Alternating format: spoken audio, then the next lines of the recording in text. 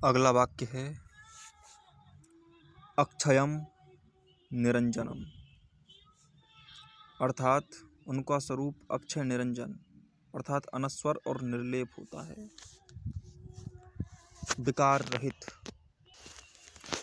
इसका अर्थ इतना ही है कि उन पर कोई भी विकार हो नहीं सकता। विकार की सीमाएं अब पार हो चुकी हैं। इसका अर्थ यह नहीं है कि जिन तत्वों से विकार आता है वो तत्व नष्ट हो जाते हैं। नहीं, तत्व तो वैसे के वैसे ही बने रहते हैं।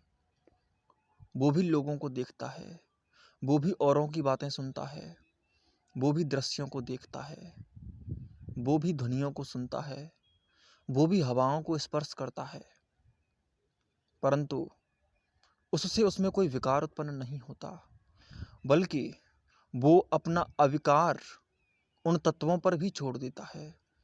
तत्व तो उसे नहीं बदल पाते, पर उसके लिए तत्व बदल जाते हैं।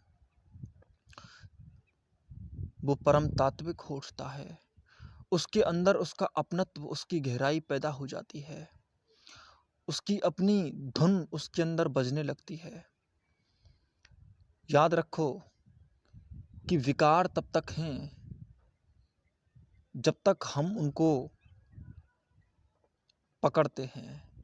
अगर अपनी पकड़न के पार चले जाओ तो उसके बाद में विकारों का महत्व ही विदा हो जाएगा, वो ठहर नहीं सकेगा। हम कुछ लेते हैं तभी कोई कुछ दे पाता है। कई बार तो कोई कुछ नहीं भी देता तो भी लेने लगते हैं। हम अपने अपने ऊपर विभिन्न प्रकार के विकारों को स्वयं ही उत्पन्न करने लग जाते हैं। पहली पहली बार तो तुम्हारे लिए विकार उत्पन्न कराए जाते हैं, उसके बाद में फिर तुम्हें विकारों को ग्रहण करने की आदत लगती हुई चली जाती है। जैसे पहले तो तुम शराब जब पीते हो तो उसके ऊपर उसका तुम्हारे ऊपर ज़्यादा प्रभाव नहीं होता, लेकिन जब तुम्हें आदत लग जाती है पीने की, उसके बाद में शराब तुम्हें खींच खींच के बुलाती है। फिर तो तुम शराब को खुद ही खरीदने चले जाते हो। पहली बार जब शराब पी थी तो किसी ने उधार पिला दी होगी, इधर उधर से आ गई होगी, लेकिन जब शराब की आदत लग जाती है उसके बाद में तो तुम नाच नाच कर ठेके पर पहुंचते हो। तुम्हारे कदम अपने आप रास्ता नाप लेते हैं जहाँ से तुम्हें वो खरीदनी है। पैसा कहीं से आ ही जाता है, क्योंकि पैसा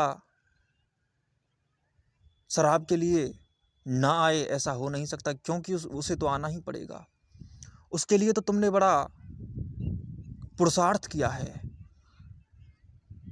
क्योंकि पूरे संकल्प के साथ अचेतन रूप से तुम ठाने लेते हो, क्योंकि वो आदत बड़ी पुकारती है तुम्हें। चाहे तुम बुद्धि से ना चाहो कि शराब मैं पीना नहीं चाहता, तुम ना चाहो कि मैं इसका गुलाम बनूं, लेकिन फिर भी गुलाम बन जाते हो। बुद्धि क्या करेगी, क्योंकि तुम्हारे ऊपर वो हावी होने लग जाती है, और जब वो हावी होने लग जाती है उसके बाद में तुम उसको छोड़ भी नहीं सकते, कभी नहीं छोड़ सकोगे। एक आदमी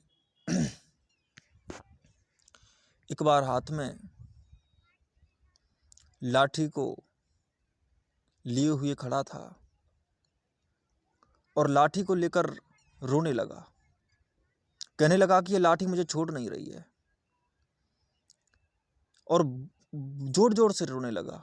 शायद वो पागल हो गया था। उसने कहा क्या करूं, ये लाठी छोड़ ही नहीं रही है मुझे। और जैसे ही इधर उधर हिलता लाठी भी हिल जाती। वो सोचता कि ये लाठी जहाँ भी जा रहा हूँ मैं वहीं मुझे पकड़े आ रही है, ये लाठी मुझे छोड़ेगी ही नहीं। वैसे ही मनुष्य की स्थिति हो गई है।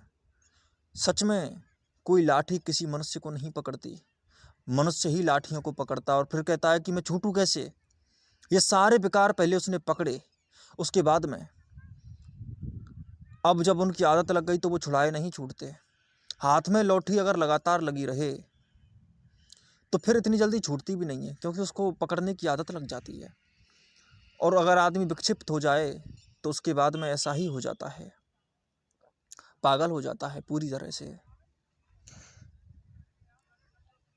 अगर आदमी अपने घर में रहता है, परिवार में रहता है, तो रिश्तों को निभाते निभाते उनमें नीरसता आने लगती है, क्योंकि रिश्ते सतही हैं, एक दूसरे के झूठे सहारे बनकर गुजरते जा रहे हैं बस। परम रिश्ता नहीं है जहाँ बनाना भी ना पड़े और बन जाए। जो रिश्ता बनाने से बने वो कोई रिश्ता हो सकता है? और आजकल तो लोगों के मुंह से तुमने ये बातें सुनी होंगी कि रिश्ता तो बनाने से बनता है। अच्छा, रिश्ता बनाने से बनता है तो फिर रिश्ता ही कैसे हो सकता है? रिश्ता तो वही होता है जो बिना बनाए भी बन जाए, क्योंकि बनाना नहीं पड़ता, रिश्ता है। जो है वही रिश्ता होता है। जो बनाने से, जो क्रिएट करने से, जो निर्माण करने से बने, वो कभी भी रिश्ता नहीं हो सकता। अगर प्रेम भी बेवजह ना हो, उसकी भी वजह हो, तो प्रेम हो कैसे सकता है? कुछ तो बेवजह करो, कुछ तो बेमतलब करो, कुछ तो ऐसा करो जिसमें तुम फायदे और नुकसान ना देखो। लेकिन तुम तो फायदे और नुकसान देखे बिना तो प्यार भी नहीं करते, और तुम जिसे प्यार कहते हो वो प्यार है भी नहीं, क्योंकि उसमें कहीं ना कहीं मेल मिला हुआ है झूठ का, कहीं ना कहीं मेल मिला हुआ है मतलब का, कहीं ना कहीं बदबू मिली हुई है वजह की। हर जगह तुम्हारा ये जो नाच चल रहा है मूर्खताओं का, उसे तुम अगर गौर से देखने जाओगे और उसे उघाड़ोगे तो तुम पाओगे धुआं ही धुआं है, आग तो कहीं है ही नहीं। रिश्ता तो आग की तरह होता है, और उसके ऊपर धुआं भी आग नहीं बनाती, लकड़ी बनाती है। आग तो जलाती है, ना तो लकड़ी को जलाने के लिए जाती है आग, और ना लकड़ी को जलने के लिए अपने पास बुलाती है आग। आग अगर लकड़ी को जला रही है तो तुम लकड़ी में आग जला रहे हो, आग जलाने नहीं आई है। और अगर तुमने लकड़ी जलाई तो लकड़ी जो जलती है, उस लकड़ी से धुआं पैदा होता है, आग में धुआं नहीं होता। याद रखना आप, धुएं का आग से कोई संबंध नहीं है। आग आग है, धुआं धुआं है। लकड़ी से ही धुआं पैदा हुआ, आग ने उसमें कुछ नहीं किया। और जब धुआं पैदा होता है तो याद रखो, जहाँ धुआं होता है वहाँ आग की वजह से भले ही हो, लेकिन धुआं आग नहीं होता। आग की वजह से पैदा हुआ ठीक, लेकिन आग नहीं। इसलिए जो कहते हैं कि जहाँ जहाँ धुआं है वहाँ वहाँ आग है, जरूरी है भी नहीं, क्योंकि अब तो ऐसी भी आगे हैं, गैस, सीएनजी गैस से अब रोटियां बन जाती हैं, एलपीजी डाल दी जाती है, अलग अलग तरह की गैसें। अब तो सप्लाई सीएनजी की भी होने लगी है, एलपीजी की तो हो ही रही है, सिलेंडरों में भरी जा रही है काफ़ी टाइम से। वहाँ धुआं नहीं होता, आग का धुएं से कोई संबंध नहीं। सूर्य की किरण भी एक आग ही है, उसमें तो धुआं नहीं होता। धुएं हर आग में नहीं होते, लेकिन हाँ, धुआं अगर है तो आग होती है। वहाँ पर एक रिलेटिव बात है, सापेक्ष बात है, लेकिन सापेक्षता से ज़्यादा मत जाना। लेकिन आग धुआं नहीं होती। आग के आसपास धुआं पैदा होता है, लेकिन आग धुआं नहीं होती। ठीक वैसे ही प्रेम के आसपास ही झूठा प्रेम पैदा होता है। तो तुम्हारा प्रेम तो धुएं जैसा है, उसमें सच्चाई नहीं है, धुआं है नहीं। और झूठ को तोड़ना बड़ा कठिन पड़ता है मनुष्य के लिए, क्योंकि धुएं को पकड़ा भी नहीं जा सकता। श्री कृष्ण भी गीता में कहते हैं कि जिस प्रकार जेड़ से जीव दबा रहता है, झिल्ली से गर्भ दबा रहता है, गंदगी से दर्पण ढका रहता है, और धुएं से आग ढकी रहती है, वैसे ही वासना से ज्ञान ढका रहता है। ज्ञान वासना नहीं है, ज्ञान के आसपास ही वासनाएं पैदा होती हैं। सत्य के आसपास ही झूठ पैदा होते हैं, क्योंकि झूठ भी दावा करते हैं कि मैं सत्य हूं। सत्य झूठ का आधार है, पैर है। सत्य के पैरों से ही झूठ चलता है। झूठ कहता है कि नहीं नहीं मैं भी हूं। धुआं आग की वजह से पैदा होता है, लेकिन धुआं आग होता नहीं है। ठीक वैसे ही झूठा प्रेम भी, रिश्तों का झूठापन भी सच्चाई भरे रिश्तों से ही पैदा होता है। एक ही रिश्ता है अस्तित्व में कि हम सब एक हैं, एक ही नदी है, अमृत किल्लोल नदी, एक ही नदी है, एक ही परम है, एक ही जूस है, सभी जूसों का एक ही जूस है, एक ही रस है, एक ही हंस उड़ता है चारों तरफ, एक ही परमता है, एक ही अद्वैत है। दो होते ही नहीं, दो नहीं है, यही प्रेम है। द्वैत नहीं है, टूटन नहीं है, विखंडन नहीं है, वितरण नहीं है, एक ही हैं, यही प्रेम है। ना कोई राजा है, ना कोई रंक है। सब मानव हैं, सब बराबर हैं, सब दया के पात्र हैं। करुणा सबके अंदर छिपी हुई है। उच्चतम मनुष्य की संभावना सबके अंदर छिपी हुई है। यही प्रेम है, यही ज्ञान है। अद्वैत से बड़ा कोई ज्ञान नहीं, प्रेम से बड़ा कोई अद्वैत नहीं, और ध्यान से बड़ा कोई प्रेम नहीं, और यही परम रस का स्रोत भी है। इसी को आधार बनाकर अपनी गतियों और अगतियों के संतुलन को साधो, जीवन को गौर से समझो, देखो। हम अपने जीवन में जो भी जंजाल खड़ा करते हैं, जो भी लाठी पकड़ते हैं, दरअसल ये बात सच है कि कुछ पकड़ रखा है, लेकिन तुमने पकड़ रखा है कि लाठी ने पकड़ रखा है, ये गौर से देखो। लाठी ने तुम्हें नहीं पकड़ रखा है, तुमने लाठी को पकड़ रखा है, लेकिन सच में ना तो लाठी है ना तुम हो। संकेत समझो, ध्यान से देखो। जो ये पकड़ा पकड़ी का खेल है, इसके पार जहां सब पकड़कर अनपकड़ा किया जाता है और कुछ ना पकड़कर कुछ पकड़ा जाता है, वहां उस रस में डूबो। वो रस परम है, निरंजन है। निरंजन का अर्थ होता है जिस पर कोई अंजन ना हो। अंजन का अर्थ होता है मल। अंजन अंजन का अर्थ होता है मैटर, पदार्थ, कुछ जमा हुआ ऊपर, जो दोषों से रहित है, जिस पर कोई दोष नहीं, जिस पर कोई राख नहीं मली हुई, वही निरंजन है। जहां पर कुछ पकड़ा नहीं जाता, जिसे पकड़ने से पकड़ा ना जाए, जो पकड़ने से ना पकड़ा जाए, वही निरंजन है। निरंजनता तुम्हारे अंदर हो सकती है, और सच में निरंजन और अंजन दोनों के अपने नाच हैं। इन दोनों ही नाचों के साथ नाचो, तभी तुम्हें गहन रसों की अनुभूति हो सकेगी। उससे पहले उन रसों को अनुभूत करना तुम्हारे लिए सुगम नहीं हो सकता। इसलिए उन पर लेपन ना करो, पर्दों में ना खो जाओ। पर्दों के पीछे हकीकत छिपी होती है। हकीकत पर्दा रखती है। कहीं कोई फिल्म देखने तुम जाते हो, लेकिन फिल्म के पीछे जब फिल्म की शूटिंग होती है, वो अलग कहानी होती है, वहाँ की दुनिया अलग होती है। फिल्म की शूटिंग करने वाले वैसे ही नहीं होते जैसी वो फिल्म की शूटिंग कर। अभिनय एक बात है। कृष्ण की घटनाओं से तुम कृष्ण को नहीं समझ सकते, बुद्ध की घटनाओं से बुद्ध को नहीं समझ सकते, महावीर की घटनाओं से महावीर को नहीं समझा जा सकता। महावीर के कृत्य ऐसे हैं कि तुम्हें जैसे दिखाई दे रहे हैं, वैसे तुम सामान्य मनुष्यों का आधार रखकर महावीर का विश्लेषण नहीं कर सकोगे। अगर वो नंगे घूमते हैं तो इसलिए क्योंकि उन्होंने वो कपड़े पहन रखे हैं जो कपड़े सबसे गहरे कपड़े हैं। उन्होंने वो पहन लिया जो पहना जा सकता है, परम कपड़ा।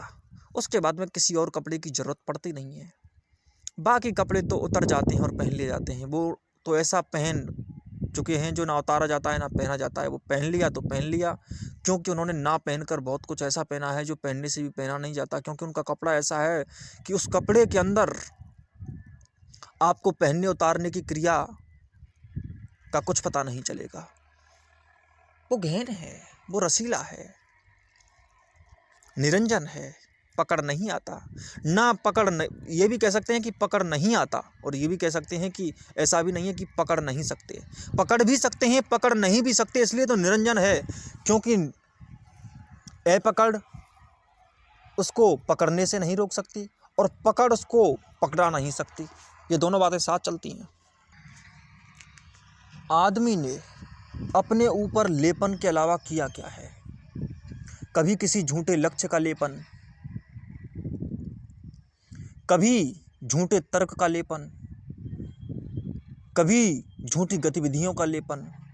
आदमी अपने मुंह को छिपाने के लिए हजारों तरीके ढूंढता है। आदमी काम इसलिए करता है ताकि काम करना ना पड़े। वास्तव में काम और आराम होते ही नहीं हैं। तुम अगर गौर से देखने जाओगे तो काम क्या है। अगर एक बात बताओ तुम कि तुम्हें कुछ करने में आनंद आता है तो वो काम नहीं हो सकता, आनंद ही होगा। और अगर तुम्हें कुछ काम करना पड़ता है और उसमें आनंद नहीं आता तो इसका अर्थ यही है कि वो तुम्हारे लिए तो नहीं हो सकता, वो तुम गलत काम पकड़ कर बैठ गए हो, वो लेपन हुआ। पहली बात तो ये कि काम कभी होता नहीं और आनंद कभी काम नहीं होता। और जो काम तुम करते हो, जिसे तुम काम कहते हो, जिसे तुम वर्क कहते हो, वो वर्क अगर तुम्हारे अनुकूल, तुम्हारे जैसा नहीं है, तुम्हारे ऊपर बोझ है, तो वो काम नहीं हो सकता। क्योंकि काम इसीलिए होता है ताकि तुम अपने बोझों को दूर कर सको। लेकिन जब काम ही बोझ बन गया हो तो बोझिला काम बोझों को बढ़ाएगा, घटाएगा नहीं। इसलिए अगर तुम्हारे ऊपर, स्वयं के ऊपर ही इतने बोझ उपस्थित हैं तो तुम कैसे कह सकते हो कि तुम जो काम कर रहे हो वो काम है। इस बात को याद रखो कि वो जो काम है वो काम नहीं है।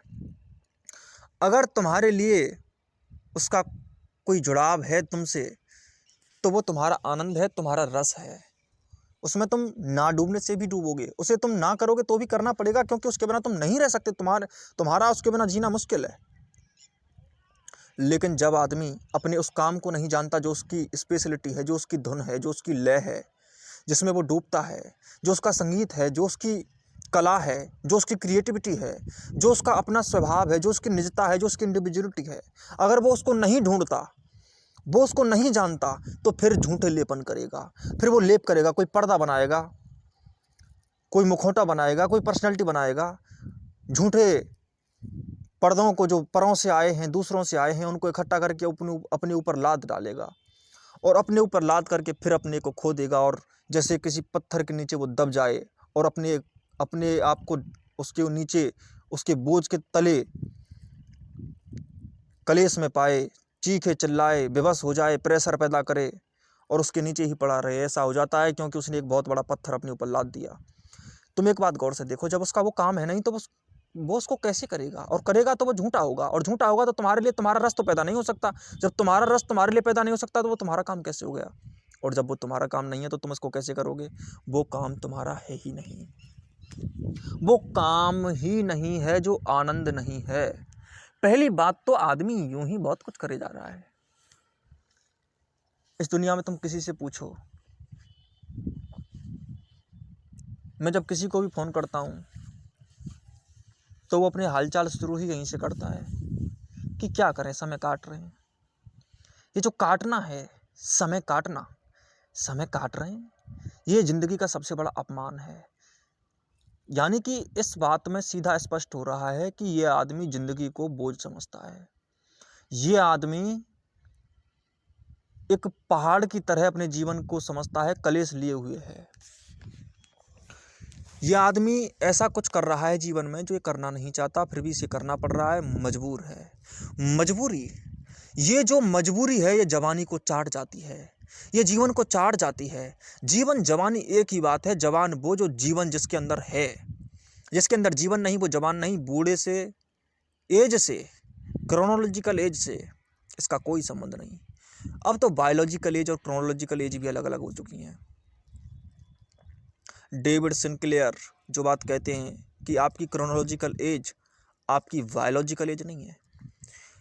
कई आदमी ऐसे होते हैं जो 50 साल में भी ऐसे होते हैं जिनका शरीर बिल्कुल 27-28 साल के युवा की तरह होता है, उनकी कोशिकाएं बिल्कुल स्वस्थ होती हैं। और कई ऐसे 30-35 के भी युवा होते हैं या व्यक्ति होते हैं, जो व्यक्ति अपनी कोशिकाओं को इतनी कमज़ोर कर लेते हैं छोटी उम्र में ही कि 68-70 साल के बूढ़ों की जो हो जाती हैं। तो क्रोनोलॉजिकल एज बायोलॉजिकल एज नहीं है। अब तो एज का कोई मामला ही नहीं रहा। जहाँ जीवन है वहीं जवानी है। जवानी बूढ़े में भी हो सकती है। जीवन होगा, जी रहा है ठीक तरह से तो वो जिंदा है। तू जिंदा है तो जिंदगी की जीत पर यकीन कर। अगर कहीं है स्वर्ग तो उतार ला जमीन पर। स्वर्ग नहीं, स्वर्ग का मतलब ये हुआ कि कहीं भी जीवन है तो उसे अपने अंदर भरो, हर समय भरो। जवान हो, बूढ़े हो, क्या फ़र्क पड़ता है। लेकिन तुम्हारे अंदर अगर जीवन है तो तुम जवान ही हो। और अगर 25 साल का भी कोई व्यक्ति है, लेकिन वो अपने अंदर जीवन नहीं रखता, मजबूरी रखता है, कुछ भी तय कर लेता है। उसके निर्णय अपने निर्णय नहीं है, वो निर्णय दूसरों से आए हैं। वो अपना रस नहीं जानता, वो अपनी विशेषज्ञता नहीं जानता, स्पेशलिटी नहीं समझता, तो याद रखो वो जवान नहीं है, वो आदमी बूढ़ा है। और बूढ़ा तो मौत से भी बदतर शब्द है, मृत। एक तो मृत अगर लाश में ही बदल जाए तो ठीक है, लाश होती है, लेकिन अगर सांसें भी हों फिर भी लाश बनकर रहे, ऐसे ज़ॉम्बीज को, ऐसे कृत्रिम मानवों का क्या करें जो सिर्फ मशीन बनकर जी रहे हैं। ऐसे इंसानों को मैं इंसान तो नहीं कह सकता, और कम से कम जिंदा इंसानों से भी नीचे की श्रेणी में रखूंगा, क्योंकि सांस लेते मजबूरियां हुए पैदा जो हुई लाश रहे कहाँ से? वो तो उससे नीच ही हम होगा, मजबूर जो हो सांस कैसे नहीं है गए? फिर लाश है। इसीलिए दरअसल सांस है मजबूरी सांस है स्वयं से तो दूरी लाश ही ना तो हो, है। लाश है तो सांस ना लो, जैसे ही दूरी बढ़ती है सांस लेते हुए तो लाश ना तो बनो। दो बढ़ता इतना है, जरूर कहना चाहूंगा। द्वैत बढ़ता इसलिए इन है, बातों पर जरा डुअलिटी गौर बढ़ती करें, है। समझें, इनमें उतरें। जैसे ही डुअलिटी बढ़ती है तो 2 4 बनता है, फिर 40, फिर 4000, ये बनता ही चला जाता है। फिर तुम तो बहुत पीछे छूट जाते हो और 4 और 5 आपस में निर्णय लेने लगते हैं। अब तुम ना 4 हो ना 5 हो और निर्णय 4 और 5 ले रहे हैं। तुमसे तुम्हारी दूरी हो गई। तुम देख रहे हो दूरी से कि ये हो क्या रहा है। मैं कौन हूँ? मैं 4 हूँ कि 5 हूँ? जब तुम 4 बन जाते तो 5 कहता है कि मेरी भी कुछ सुनो, और जब तुम 5 बनते हो तो 4 कहता है कि मेरी भी कुछ सुनो। और सच्चाई ये होती है कि तुम ना 4 होते हो ना 5 होते हो। तुम गिनतियां तो होते ही नहीं हो, परंतु तुमने अपने आप को गिनतियों के सापेक्ष रख दिया। तुमने कह दिया कि मैं 1 हूँ, 2 हूँ, 3 हूँ या क्या हूँ। कुछ ना कुछ तुमने कह दिया, फिर गिनतियां आपस में लड़ती हैं और जोर तुम पर पड़ता है, क्योंकि इससे तुम्हारा जीवन इन्हीं द्वैत के फसावों में घिर घिर जाता है। तुम्हारे साथ ऐसा होता है कि तुम अपने घर में रहते हो, और घर में रहते हैं तुम अपने उन मेहमानों के साथ जो कुछ दिन के लिए यहाँ आए थे। लेकिन वो मेहमान आकर के तुम्हारे घर में रहने लगे, तुम्हारे साथ उनकी तादात्म्यता बढ़ी। उसके बाद में काफ़ी दिन हो गए उन्हें यहाँ रहते हुए, और रहते रहते वो जब आपस में लड़ाई करने लगे तो तुम्हारे घर का वातावरण खराब हुआ। वातावरण तो तुम्हारे ही घर का है, लेकिन तुम समझ बैठे हो कि ये मेहमान जो तुम्हारे घर में आए हैं ये मैं ही हूँ, लेकिन वो तुम नहीं हो। क्योंकि अगर मेहमान तुम्हारे घर के वातावरण को ख़राब कर रहे हैं, इसका अर्थ यह हुआ कि तुम अपने वातावरण को ख़राब नहीं करना चाहते थे। और तुम जब वातावरण को ख़राब नहीं करना चाहते थे और ख़राब फिर भी हो गया, इसका अर्थ है तुमने तो ख़राब नहीं किया, मेहमानों ने ख़राब किया। लेकिन मेहमानों को तुम मना भी नहीं कर पा रहे हो कि ख़राब ना करो। उसकी वजह क्या हो सकती है? उसकी वजह इतनी ही हो सकती है कि तुमने मेहमानों को कुछ मैं ही समझ लिया है कि ये मैं ही हूँ। तुम्हारे मैं के हिस्से ही मेहमान हैं। सच तो यह है कि मैं के हिस्से में ही मेहमान आते हैं, मेरे मेहमान हैं, इसलिए मैं ही हो गया। तो तुम्हारे घर में जो वो लड़ाई करेंगे, द्वंद्व करेंगे, कुछ भी बोलेंगे, तुम मेहमान नहीं थे, परंतु फिर भी तुम अपने आप को मेहमान समझ बैठे। तुम मजबूर हो गए, अब तुम बोल नहीं सकते। मजबूरियां ऐसे ही पैदा होती हैं, जब तुम वो बन जाते हो जब तुम नहीं होते। जैसे ही तुम वो बन जाते हो जो तुम नहीं होते, तो उसके बाद में तुम्हारा वो रोता है जो तुम हो। तुम्हारे घर का माहौल रोता है। तुम्हारे घर के माहौल पर ऐसे ऊर्जाओं के कंपन बनते हैं जो कमजोरी पैदा करते हैं, बटाव पैदा करते हैं, तुमसे तुम्हारी दूरी को और पैदा करते हैं। आनंद कैसे ख़त्म हो गया लड़ाई में मेहमानों की? आनंद इसलिए ख़त्म हो गया क्योंकि आनंद होता है स्वयं के पास लौटना। स्वयं के आप जितने नज़दीक हो, आनंद उतना ही डेंस, सघन है, डीप, गहरा है। जितना तुम अपने पास हो, जितने तुम स्वलीन हो, संलीन हो, लवलीन हो, उतने ही तुम आनंदित भी हो। आनंद कुछ और नहीं होता है, यही होता है। तुम्हें शायद पता भी ना हो कि ये जंजाल धीरे धीरे तैयार हुआ। तुम्हें इस जंजाल की सिर्फ पहचान नहीं है, तुम्हें ये पता नहीं है कि मैं मेहमान नहीं हूँ। तुम्हें ये पता नहीं है कि मैं गिनतियाँ नहीं हूँ। तुम्हें ये पता नहीं है कि मैं मजबूरियाँ जो मेरे आसपास मंडरा रही हैं, इन मजबूरियों में मैं नहीं हूँ। और ये मजबूरियाँ मेरी नहीं हैं, ये मजबूरियाँ सिर्फ इसलिए हैं क्योंकि मैं इन्हें मेरी मान रहा हूँ। मैं कह रहा हूँ कि ये मेरी मजबूरियाँ हैं, दरअसल मजबूरियों में मेरा ही जोड़ा जाता है। मजबूरियों में मेरा ना जोड़ा जाए तो मजबूरियों की शक्ति क्षीण हो जाती है, उनमें कोई शक्ति नहीं रहती। जैसे पतंग को उड़ाते समय अगर उसकी डोरी कट जाए तो उसके बाद में पतंग की अपनी उड़ने की कोई सामर्थ्य नहीं हो जाती, उसको हवा उड़ाने लगती है, उसके बाद में वो कहीं भी गिर सकती है, उसका कोई आधार, उसकी कोई नींव नहीं। वो बिल्कुल ऐसी इमारत है जैसे जिसकी कोई नींव नहीं हो, वो गिर ही जाएगी।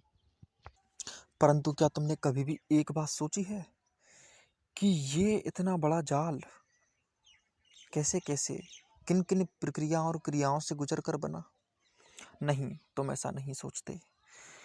दरअसल बस ये सोचना ही, ये ध्यान देना ही तो जीवन को जानने का प्रथम पग है।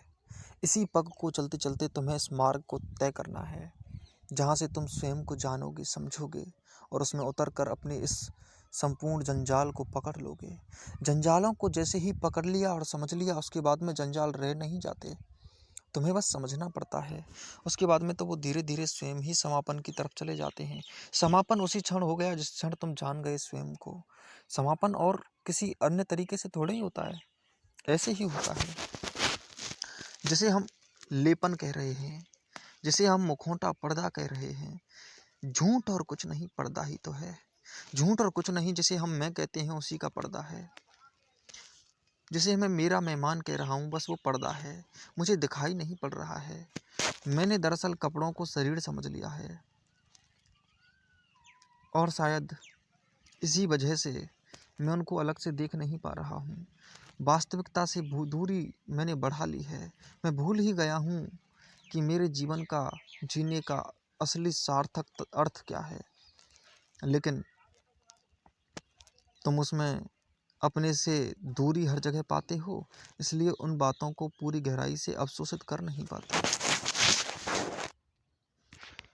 वक्त के साथ, समय के साथ ही सब कुछ यात्रा करता है और इस यात्रा को तुमने ही अंजाम दिया है, कदम दर कदम चली है। चलो, आज मैं तुम्हें इस विराट जाल के बनने की प्रक्रिया भी समझाता हूँ। इसके पूरे इंटरनेट को मैं तुम्हें समझाता हूँ कि आदमी ऐसा बन कैसे जाता है, मजबूर कैसे हो जाता है। मजबूत था वो हो गया मजबूर कैसे, राजा था जो हो गया वो रंक कैसे। राजा ही था, मजबूत ही था, लेकिन ये सारी घटनाएं घटी कैसे, कैसे ऐसा हो गया कि आदमी मजबूर हो गया, राजा था रंक हो गया। अनंत अस्तित्व का आनंद लेकर पैदा हुआ था और उसके पास आज एक खुशी का पल भी नहीं। उस पर भी शक होता है कि ये खुशी भी है जिसे मैं ले रहा हूँ।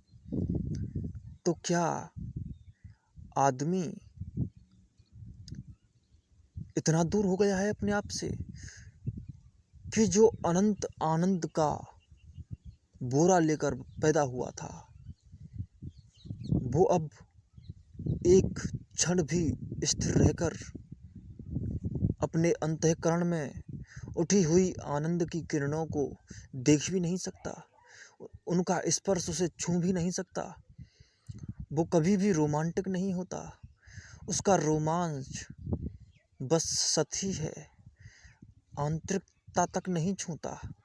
ऐसा हो कैसे गया?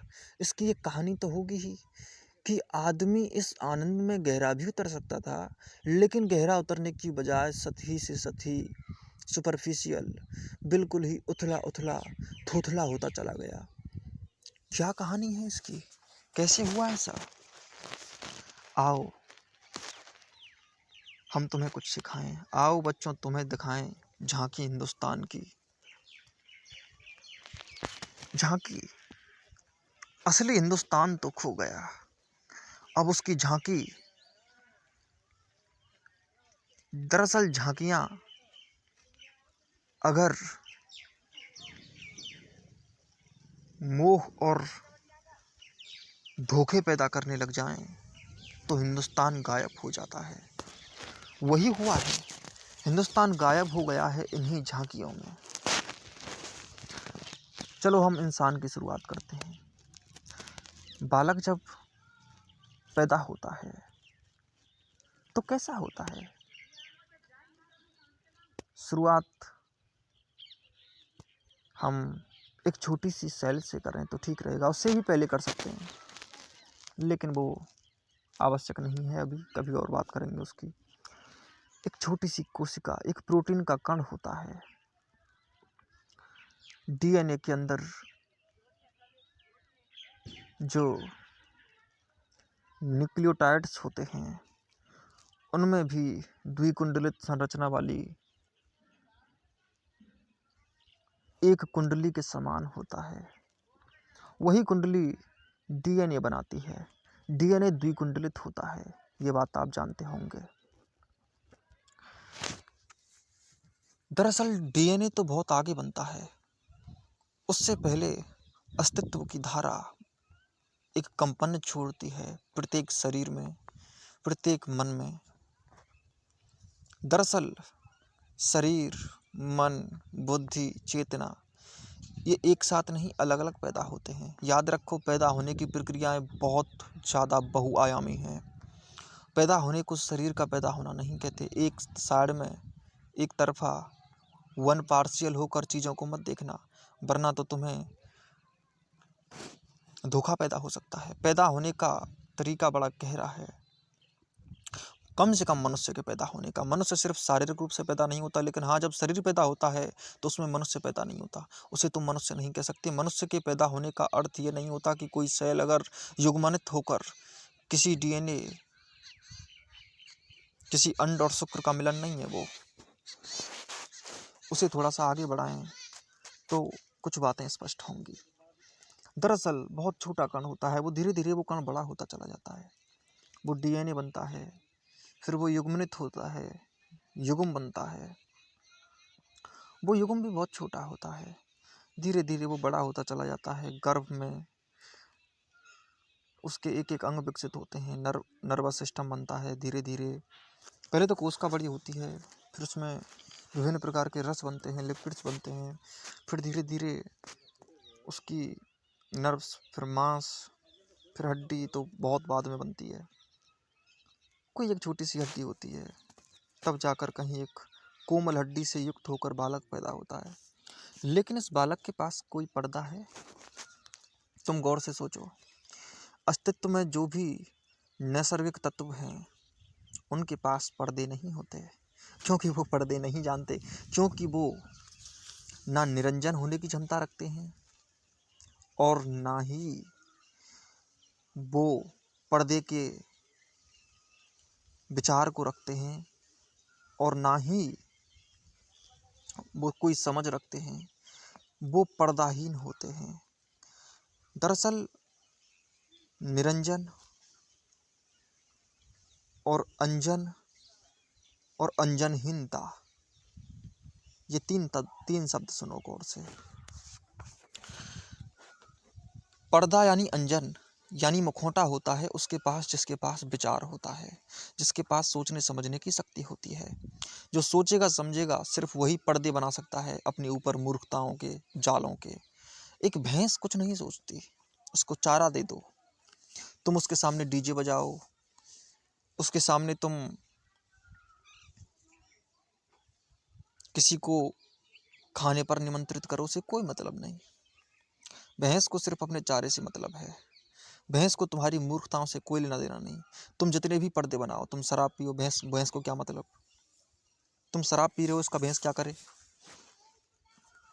तुम मूर्खताओं में फंस सकते हो, भैंस नहीं फंस सकती। भैंस को चारा चाहिए। भैंस किसी भी ऑफिस में काम करने नहीं जाती 8 से 4, कभी नहीं जाती। भैंस कभी भी सैलरी नहीं मांगती कि मेरा बैंक अकाउंट खाली पड़ा है उसमें कुछ सैलरी डाल दो। वो कहती है मुझे घास डाल दो, मेरी लड़ामनी में घास चाहिए, मुझे सैलरी नहीं चाहिए। और ना सैलरी के लिए कभी रोती है। उसे रोना आता नहीं। तुम उसको भूखी रखो, चारा भी मत दो, तो भी वो उल्टी सीधी हरकतें करेगी।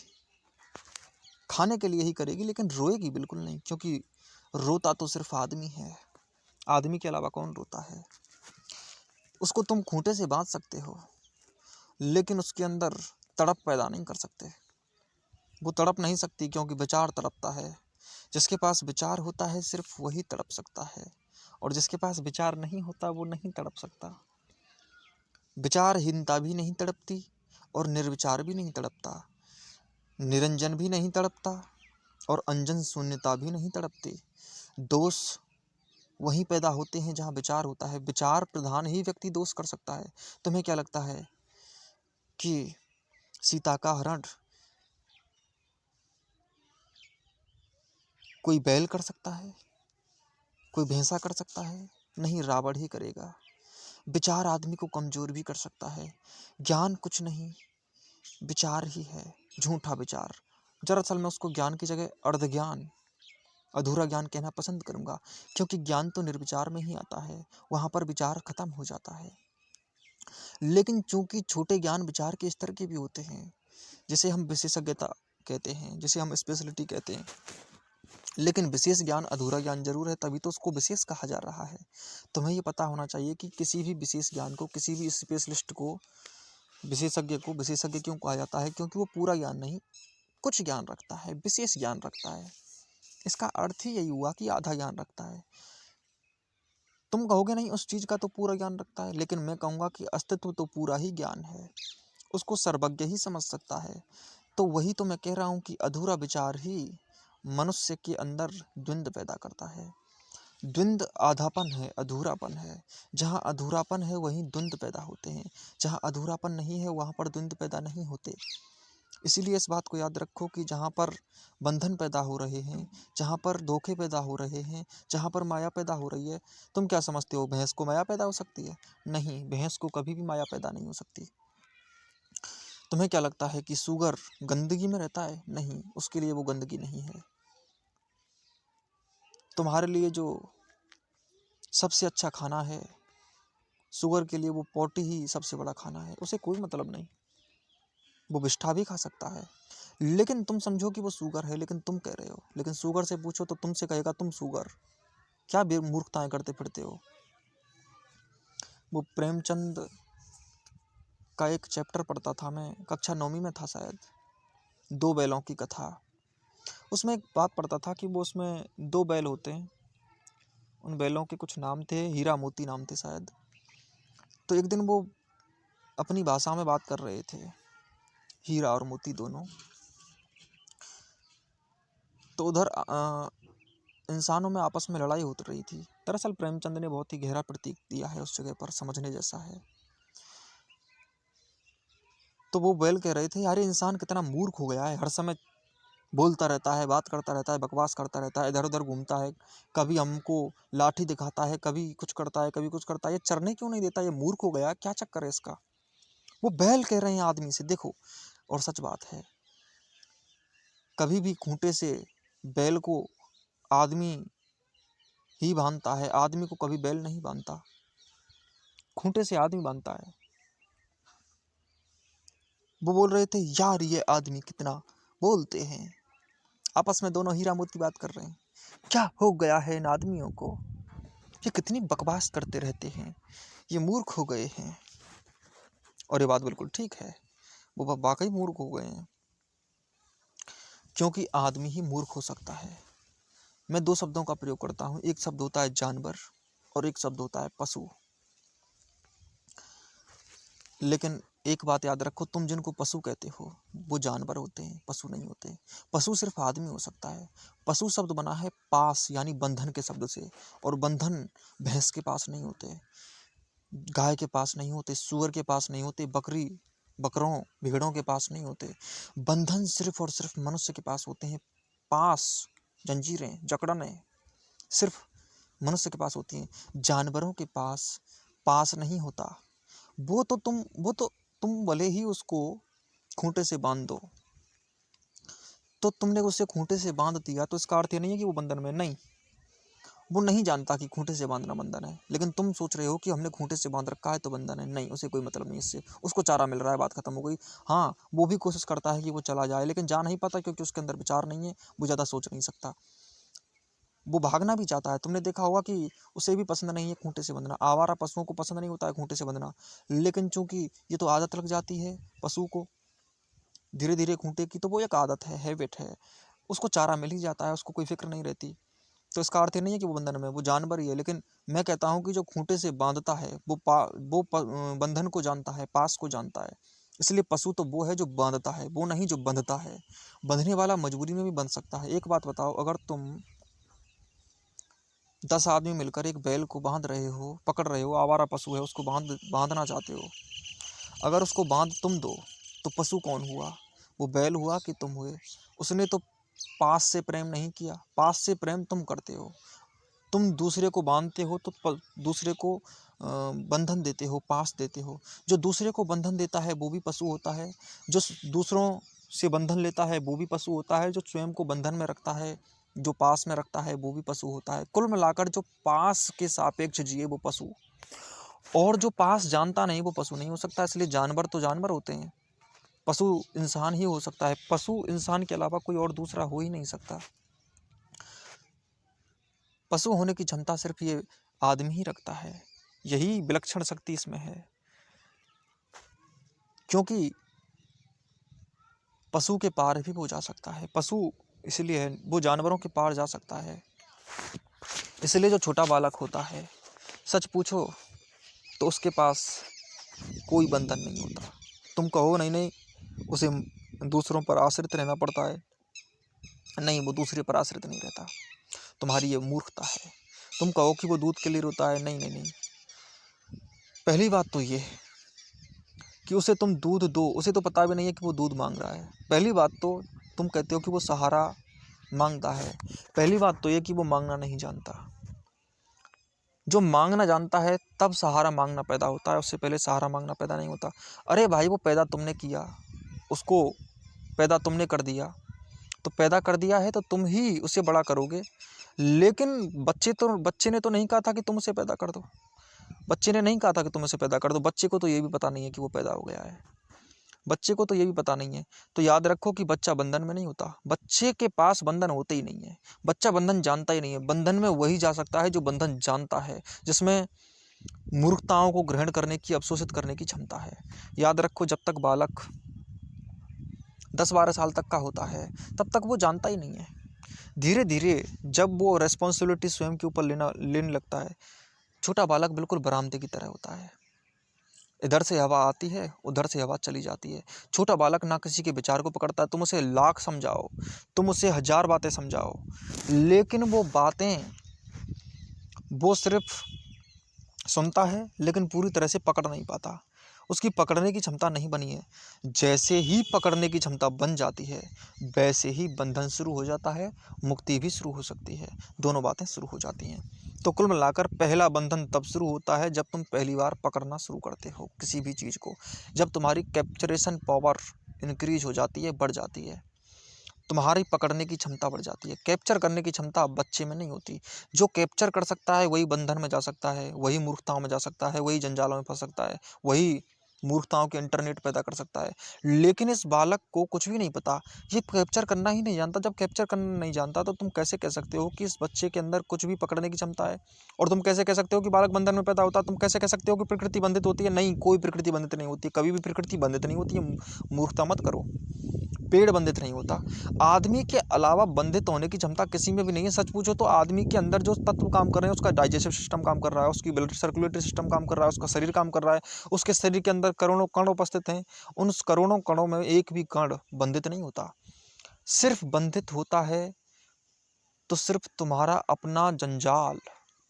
दरअसल एक बात याद रखो, मन का अकेला कण कोई भी बंधित नहीं होता, मिले मिलाए कण ही बंधित होते हैं। तुम अनंत ऊर्जाओं से बने हो, उनमें से एक एक ऊर्जा मुक्त है, लेकिन अगर उन अनंत ऊर्जाओं से एक आदमी बना है तो कुछ ऊर्जाएं इधर जाएंगी, कुछ ऊर्जा उधर जाएंगी, लेकिन वो अगर एक ऊर्जा ना हो जाए, जब तक एक धारा में समस्त ऊर्जाएं मनुष्य के लिए बहने ना लग जाएं, तब तक मनुष्य एक आयामी हो नहीं सकता। एक केबल से होकर लाइट नहीं गुजरेगी तो बल्ब नहीं चलेगा। तो वैसे ही अगर मनुष्य की संपूर्ण ऊर्जाएं बटने की बजाय एक धारा में बहें तो मनुष्य मनुष्य बनता है। लेकिन अगर बट जाए तो मनुष्य पागल हो जाता है, बिल्कुल मूर्ख हो जाता है, उसका मन करोड़ों दिशाओं में बढ़ जाता है।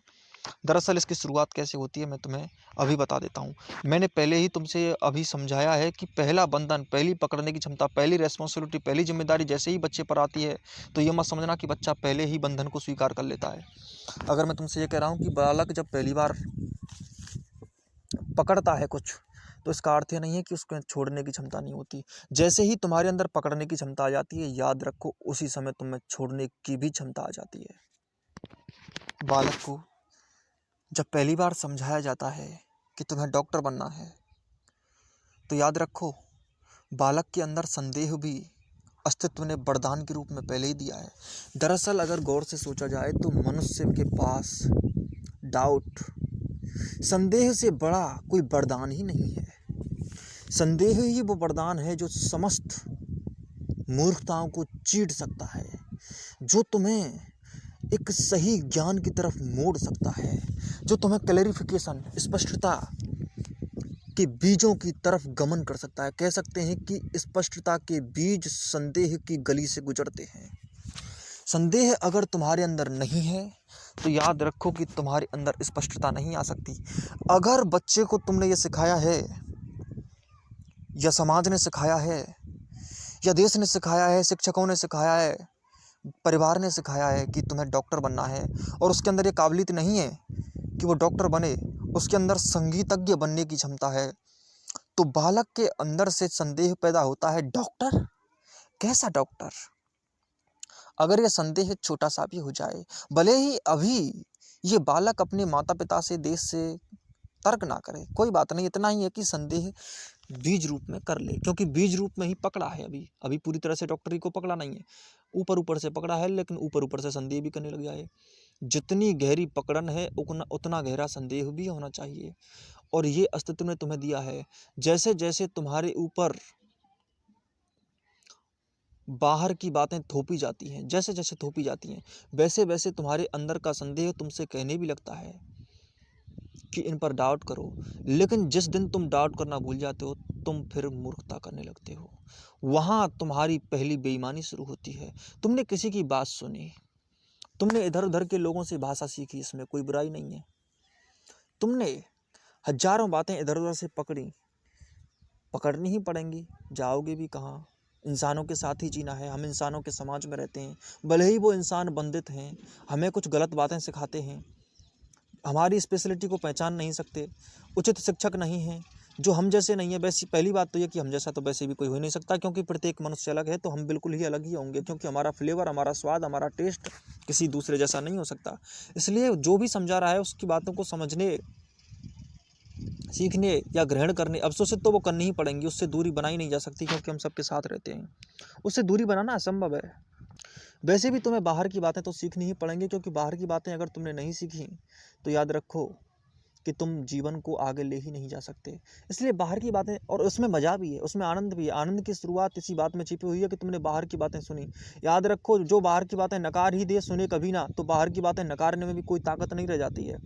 अगर किसी आदमी ने बाहर की सारी बातें सुनी और उसके बाद में समझी, और उसके बाद में समझ कर एक उचित निष्कर्ष पर पहुंचा, और उसके बाद में स्पष्टता उसको मिली, तो उस स्पष्टता का ही आनंद होता है। ऐसा नहीं है कि कोई आदमी स्पष्ट ही पैदा हो गया। पहली बात तो कोई भी आदमी स्पष्ट तभी हो सकता है जब अस्पष्ट होगा। कोई आदमी प्रेम तभी कर सकता है जब घृणा कर लेगा।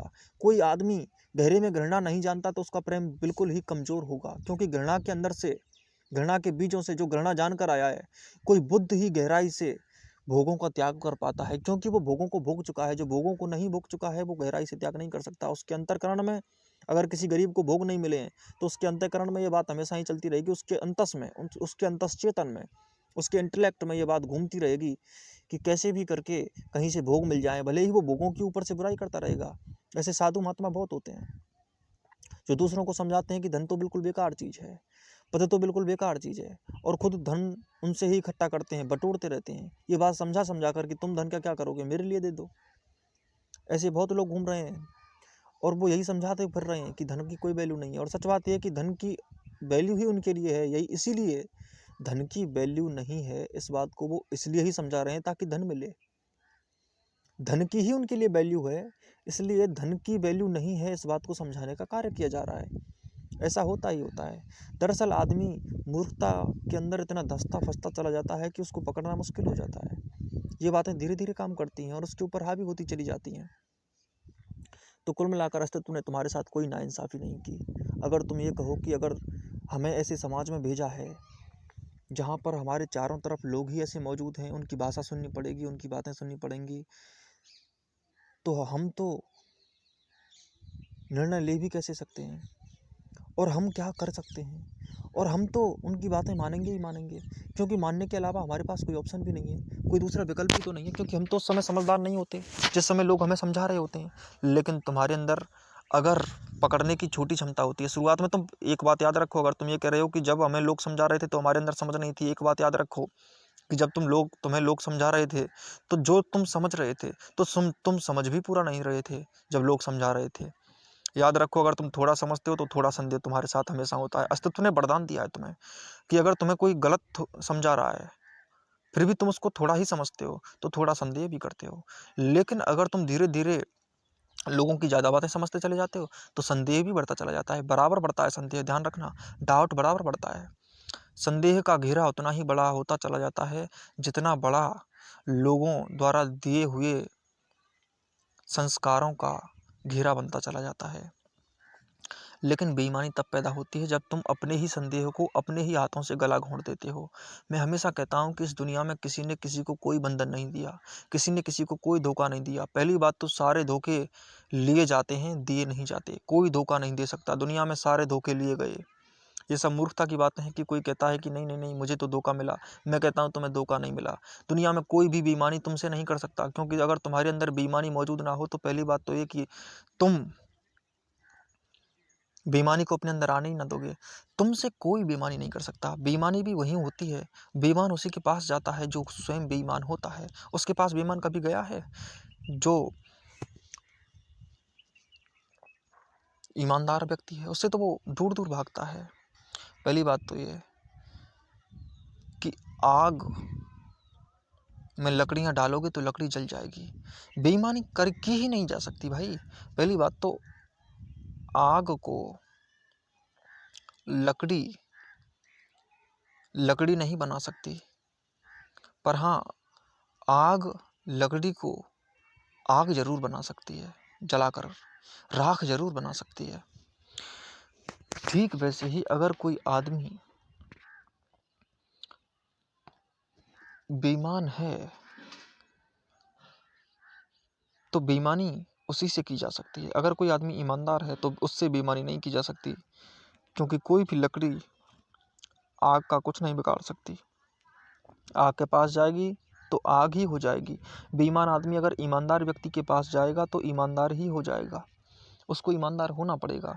लेकिन तुम ये कहो कि नहीं नहीं, ऊपर ऊपर से ईमानदार हो जाएगा, अंदर से बेईमान हो जाएगा, नहीं, फिर जिसके सामने वो अंदर से बेईमान और बाहर से ईमानदार हो रहा है, याद रखो वो ईमानदार भी पूरा नहीं है। क्योंकि जो आदमी पूरा ईमानदार होता है ना, उसके सामने तो ईमानदारी का नाटक भी नहीं चल सकता, क्योंकि पूरे ईमानदार तो वही होते हैं। मैंने जैसा कहा कि रिलेटिविटी में जितने सापेक्षता तुम्हारी संसार के साथ बढ़ती जाती है, वैसे ही संदेह बढ़ता चला जाता है। तो मैं तुमसे कह रहा हूँ कि वास्तव में बंधन तुम लेते हो, इस दुनिया में तुम्हारे लिए कोई भी बंधन नहीं दे सकता। इन सारी बातों से मैं स्पष्ट ये करना चाहता हूँ कि तुम्हें कभी भी कोई बंधन नहीं दिया जा सकता। सारे बंधन लिए जाते हैं। सारे पास, सारी जंजीरें जो तुम्हारे पैरों में बेड़ियां बनकर जकड़ी हुई हैं, वो तुमने स्वयं ली हैं। दुनिया की सारे कलेश तुमने लिए, कोई कलेश तुमसे करता नहीं है। दुनिया में सारे बोझ तुमने लिए, दुनिया में सारी लड़ाइयाँ तुमने स्वयं ली। कोई किसी को कोई लड़ाई नहीं देता। गहरे में जाओगे तो कोई लड़ाई नहीं मिलेगी। हाँ, सतह पर मिल सकती है, मूर्खताएँ मिल सकती हैं ऊपर-ऊपर, लेकिन अंतःकरण में अंदर जाकर देखोगे, उसकी डीप में, उसके गहरे में जाओगे, तुम्हें कोई भी दूसरे का योगदान नहीं मिलेगा, अपना ही योगदान मिलेगा। कौन तुम्हारे पास आना चाहता था? क्यों मूर्खताएँ कर रहे हो? कोई तुम्हारे पास नहीं आना चाहता था। तुमने लोभ की गुंजाइश दी, लोभी ही लोभ की गुंजाइश दे सकता है। लोभ की गुंजाइश दी, लोग तुमसे लोभ करने लग गए, तुम्हें भी लूटने लग गए। लूट उसी की होती है जो लूटता है। लुटेरे ही लूटे गए। इस दुनिया में जो लुटा वो सिर्फ लुटेरा था। जो लुटेरा नहीं था उसे लूटा भी नहीं गया। पहली बात तो तुमने कुछ लूटा। पहली बात तो तुम्हें जो लूटने आता है वो उसी को लूटने आता है जो तुमने लूटा है। तुमने जो लूटा है उसी को लूटा जा सकता है। जो तुम्हारा ही है, तुमने ही स्वयं से लिया है, जो तुम्हारे अंदर से ही आया है, उसे तुमसे कोई नहीं लूट सकता। क्योंकि लूट वहीं होती है जहाँ लूट का माल होता है। जहाँ ब्लैक मनी ज़्यादा होती है वहाँ अपराध ज़्यादा होते हैं। जहाँ पैसा ज़्यादा होता है वहाँ करप्शन ज़्यादा मिलेगा। जहाँ करप्शन ज़्यादा है, याद रखो, करप्शन वहाँ ज़्यादा है से इसलिए ही तो वहाँ पर अपराध ज़्यादा हैं। और वहाँ ईमानदारी की बातें भी सबसे ज़्यादा मिलेंगी, क्योंकि वहाँ बेईमान लोग ईमानदारी की बातें करके ही तो बेईमानी करते हैं। तो कुल मिलाकर वो और बड़ी बेईमानी ही है, ईमानदारी नहीं है। बेईमानों की उस बेईमानी को मैं बहुत छोटी बेईमानी मानता हूँ जो ईमानदारी का सहारा लेकर, ईमानदारी के कंधे पर बंदूक लगाकर अपनी बेईमानी की गोलियां नहीं चलाते। मैं उस बेईमानी को और बड़ी बेईमानी कहता हूँ, जो बेईमानी ईमानदारी की आड़ में की जाती है। इसलिए वो बेईमान बहुत ईमानदार बेईमान है। जो बेईमान ईमानदारी का सहारा ना लेकर बेईमानी से ही बेईमानी करता है।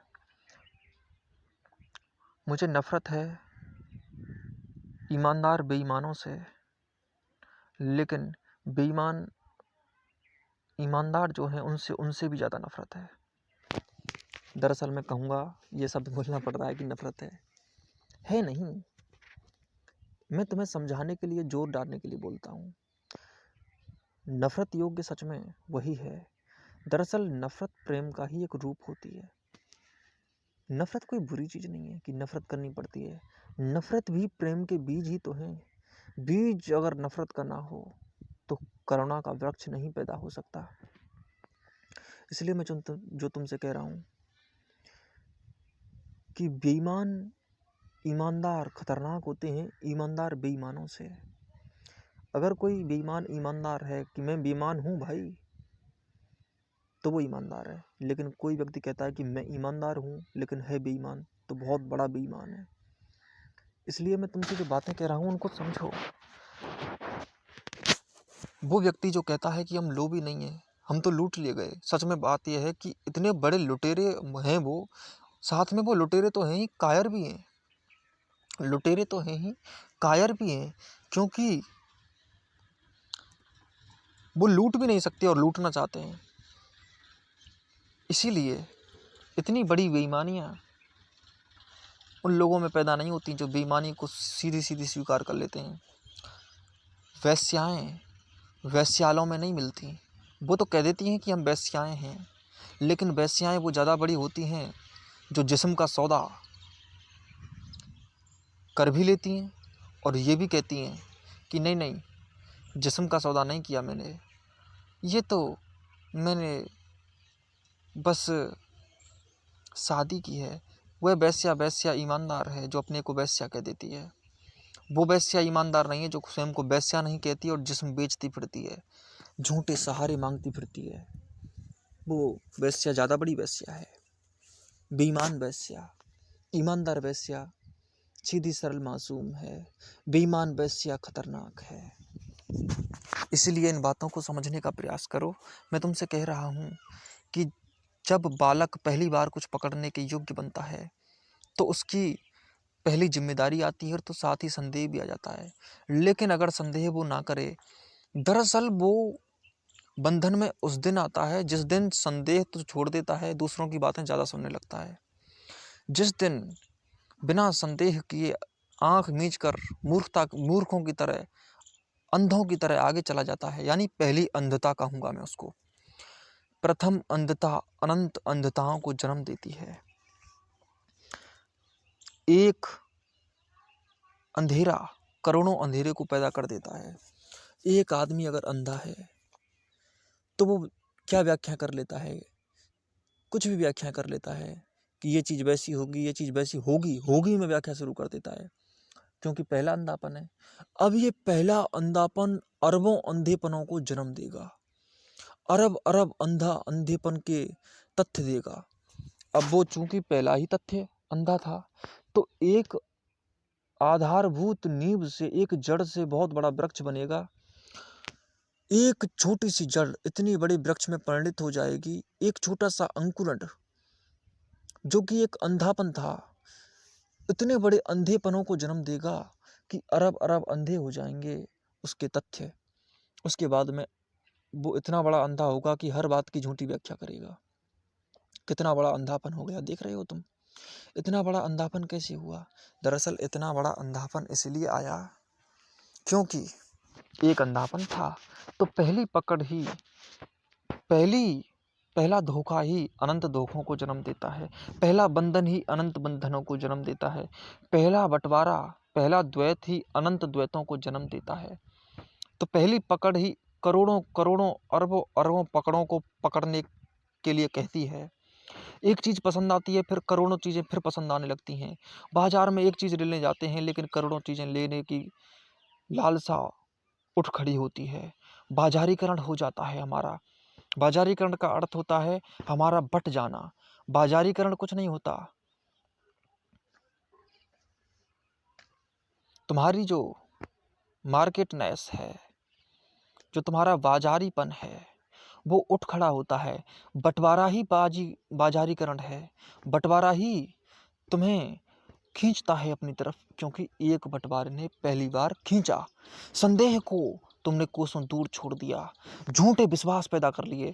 विश्वास और संदेह दुश्मन हैं। दरअसल विश्वास कभी सच्चा नहीं होता। विश्वास माने महामूर्खता, विश्वास माने अंधे के दिए हुए तथ्य, विश्वास माने सोए हुए आदमी के सपने को उसका सच मानकर उसे यथार्थ जिंदगी में भी अप्लाई करना। देखा था सपना और सबसे कहता फिर रहा है कि ये घटना घट गई, और वो भी बाहर घटी, भीतर जो सपने में घटी थी सपने में घटी। ये भी बात कह दे कि सपने में घटी तो चलेगा, लेकिन वो कहता है कि आसपास ही घटना घटी है ऐसी। पागल हो गया है, अंधा हो गया है। इसीलिए जब संदेह खत्म हो जाता है तो अनंत अनंत प्रकार के बंधन पैदा हो जाते हैं। कोई आदमी पहली बार शराब लेता है, लेकिन धीरे धीरे शराब लेने की प्रवृत्ति बहुत बड़ी होती हुई चली जाती है। कोई आदमी पहली बार ड्रग्स लेता है, उसके बाद में गहरी लत लगती चली जाती है। कोई आदमी एक ही बार पकड़ता है, शुरू में पकड़ एक ही होती है, उस पर संदेह नहीं किया जाता। संदेह की हत्या जब पहली बार होती है, तो फिर जीवन में करोड़ों करोड़ों संदेहों की हत्या होना शुरू हो जाती है। एक संदेह को तुमने मार डाला, उसके बाद में तुम और संदेहों को भी मार डालोगे। एक बार तुमने किसी जीव का मांस खा लिया, उसके बाद में तुम्हारी करुणा अन्य जीवों के प्रति भी खत्म होती चली जाएगी। तुम्हें क्या लगता है कि अगर तुम किसी बकरे का, भैंस का, गाय का मांस, सूअर का मांस खा रहे हो, तो क्या तुम इंसान के मांस पर तुम्हारी नज़र नहीं जाएगी कि मैं इसको भी खा सकता हूँ? दरअसल इंसान पर भी नज़र जाती है। और कुल मिलाकर जिसने किसी एक जीव विशेष का बिना संदेह के, बिना किसी गहरी प्रेम की अनुभूति की हत्या के तुम आगे बढ़ ही नहीं सकते। बिना संदेह के अगर तुम आगे बढ़े तो ऐसी मूर्खताएं होंगी कि तुम फिर इंसान को भी देखोगे। सच में वो इंसान को काट ही डाला, तुम देख नहीं रहे हो, उसने इंसान काट ही दिया। क्योंकि अगर उसने एक भैंस को काट दिया तो इंसान काट ही दिया, क्योंकि भैंस भी कटना नहीं चाहती थी। लेकिन इंसान को काटने से डरता है, क्योंकि जेल हो जाएगी, फांसी हो जाएगी।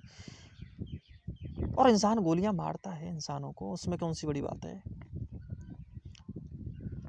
तो कुल मिलाकर जिस इंसान ने संदेह करना छोटी छोटी चीज़ों पर छोड़ दिया है, वो बड़ी बड़ी चीज़ों पर भी संदेह करना छोड़ ही देगा। उसके बाद में अपने जीवन पर संदेह करना छोड़ देगा। और अगर आज के आदमी को तुम देखोगे तो उसके अंदर एक डाउट नहीं है, आंख मीच कर सारे काम किए जा रहा है, कोई डाउट नहीं। जीवन बहुत पीछे छूट गया। संदेह दिया था अस्तित्व ने कि सीखो जीवन को, जीवन को सीखो। धीरे धीरे अगर तुम संदेह करते जाते तो जीवन स्पष्ट होता चला जाता कि संसार तो यूं ही कहता रहता है। सब अपने संदेहों, अपनी बातों को हम पर थोपते जाते हैं। इस दुनिया में सलाहें दी जा रही हैं, करोड़ों करोड़ों सलाहें दी जा रही हैं, लेकिन वो सलाहें मेरे लिए नहीं हैं। और वो सलाहें, मैं भाषा ग्रहण करूँगा, लेकिन इसका अर्थ नहीं है कि उस भाषा में जो शब्द हैं उन शब्दों को अर्थ भी दूसरे लोगों के दूंगा। नहीं, मैं अपने अर्थ दूंगा। दूसरे लोगों के जीवन के जो अनुभव हैं, अगर वो मुझ पर थोप रहे हैं तो मैं उनसे कहूँगा कि नहीं नहीं, तुम्हारा जीवन फिर भी तुम्हारा जीवन में, मैं अपने जीवन की घटनाओं को अपने जीवन के ही अर्थ दूंगा। और पहली बात तो ये कि अपने जीवन की घटनाओं, अपने जीवन की क्रियाओं को सिर्फ अपने ही अर्थ दिए जा सकते हैं, दूसरों के अर्थ दिए ही नहीं जा सकते। देने की कोशिश भी करो तो नहीं दिए जा सकते। तो यही तो बात मैं कह रहा हूँ तुमसे कि अगर तुमने लगातार संदेह किया होता तो आज तुम्हारे ऊपर इतने मूर्खताओं के बवंडर इकट्ठे नहीं होते। फिर तुम मूर्खताओं को काट सकते थे, लेकिन आज तुम मूर्खताएं नहीं काट सकते। तुम कैसी कैसी हरकतें करते हो। तुम छोटी छोटी बातों पर रोने बैठ जाते हो। तुम छोटी छोटी बातों पर झगड़ा करते हो। परिवार वालों से झगड़ा करते हो, दुकानदार से झगड़ा करते हो, ऑफिस में झगड़ा करते हो। छोटी बात पर झगड़ा हो गया। तुम्हारे साथ क्या हो रहा है पता भी है तुम्हें? क्या करते फिर रहे हो तुम? तुम्हें इन छोटी छोटी बातों से इतना दुख कैसे हो रहा है? किसी ने तुम्हें अच्छा नहीं बोला, दुखी हो गए। क्या क्या हो गया? क्यों तुम इस बात पर निर्भर हो कि तुम्हें कोई अच्छा बोले? क्या हो गया भैया? वो बोलेगा, उसकी जीभ पर तुम्हारी खुशी निर्भर है। तुम्हारा पूरा आनंद किसी की जीभ पर निर्भर है। क्या हो गया है भाई तुम्हें? कैसी मूर्खताएं ओढ़े हुए फिर रहे हो तुम?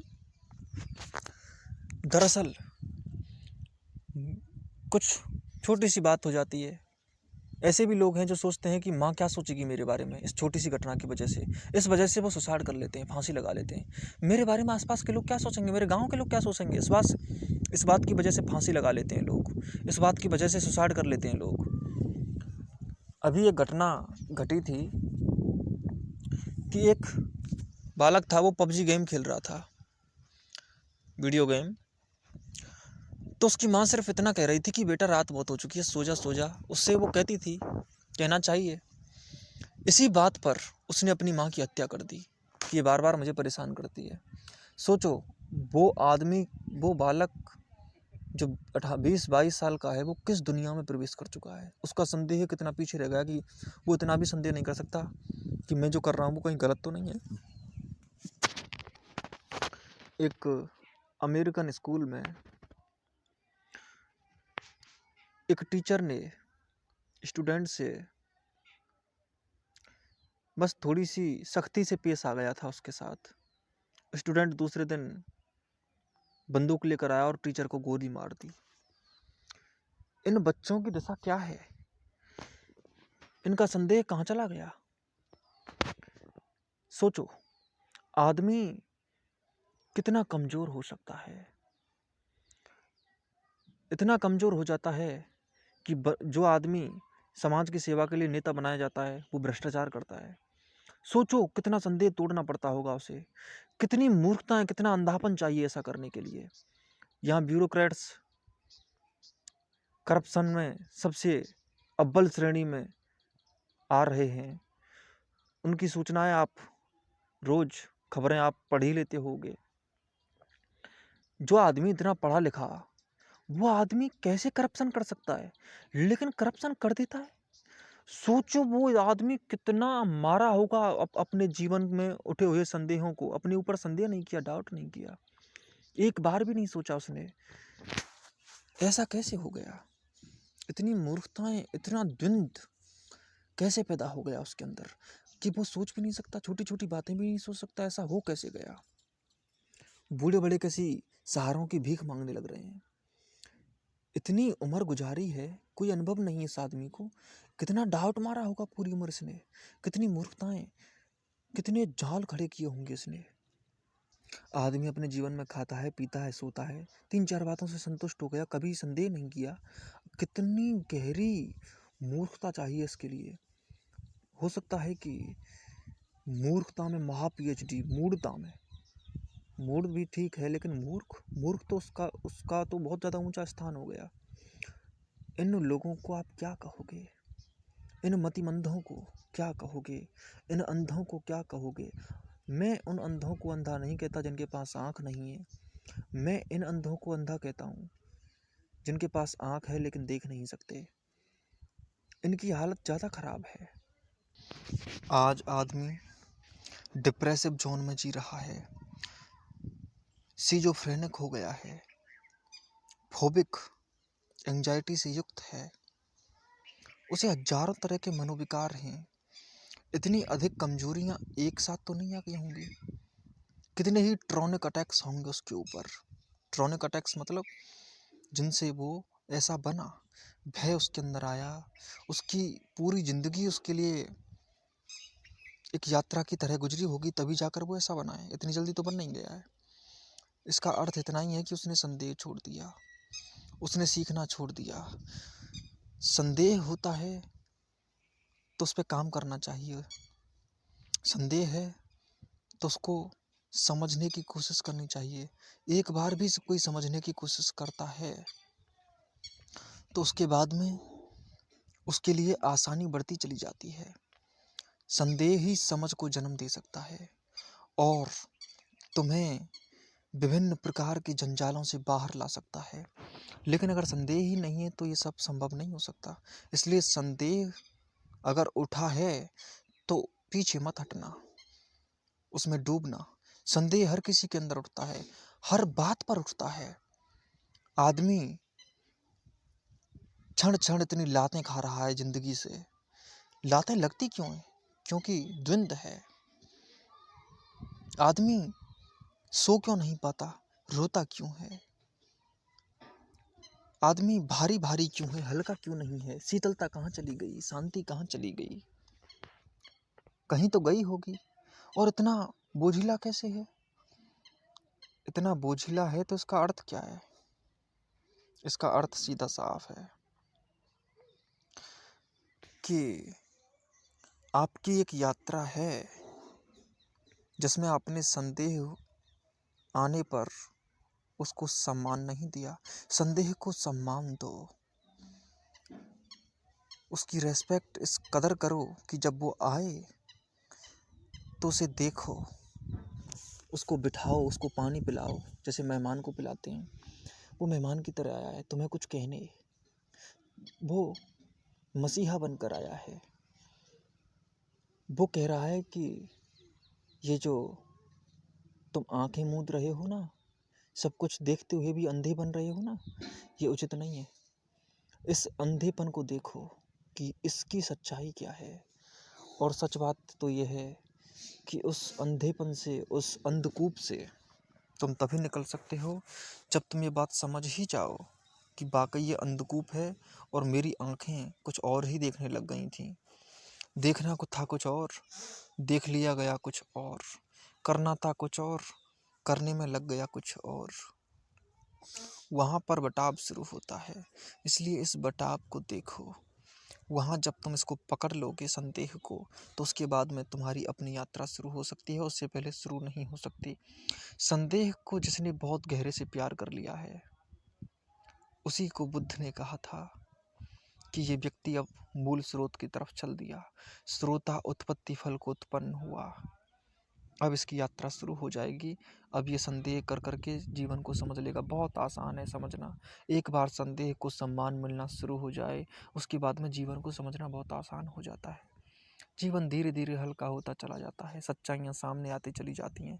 जैसे जैसे सच्चाइयाँ सामने आती चली जाती हैं, आदमी मन के मामले में, शरीर के मामले में, जो भी घटनाएं आसपास घटती हैं उनके मामले में बिल्कुल क्लियर हो जाता है, स्पष्ट हो जाता है।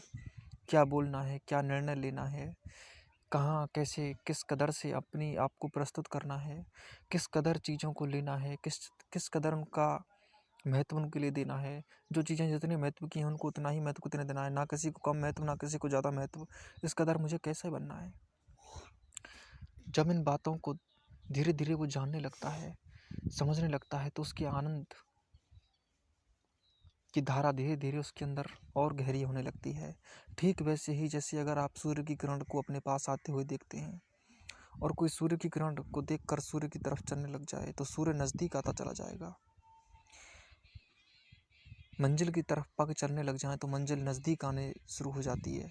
और जैसे जैसे मंजिल नज़दीक आती है तो मंजिल का आनंद भी तुम्हें घेरने लगता है। जैसे सूर्य की चमक और गहराती चली जाती है, किरण और ज़्यादा चमचमाने लगती है, और ज़्यादा सघन हो जाती है, और ज़्यादा इफेक्टिव होती चली जाती है, वैसे ही तुम भी मंजिल की तरफ जाते जाते मंजिल के स्वाद को बहुत बहुत ही अधिक गहराई के साथ महसूस करने लगते हो और उसमें उतरने लगते हो, और फिर उस तुम्हारे अंदर आनंद की और